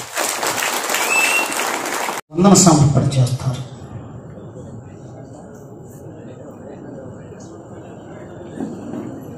అందరికీ నమస్కారం. పుట్టగానే మనం ఏడ్చాం. కాలధర్మం పూర్తి చేసిన తర్వాత మన కోసం ఏడుపు ఉంటుంది. ఈ 2 ఏడుపుల మధ్య విరామమే జీవితం. ఆ జీవితంలో మనం ఏం చేసామనేదే జ్ఞాపకం.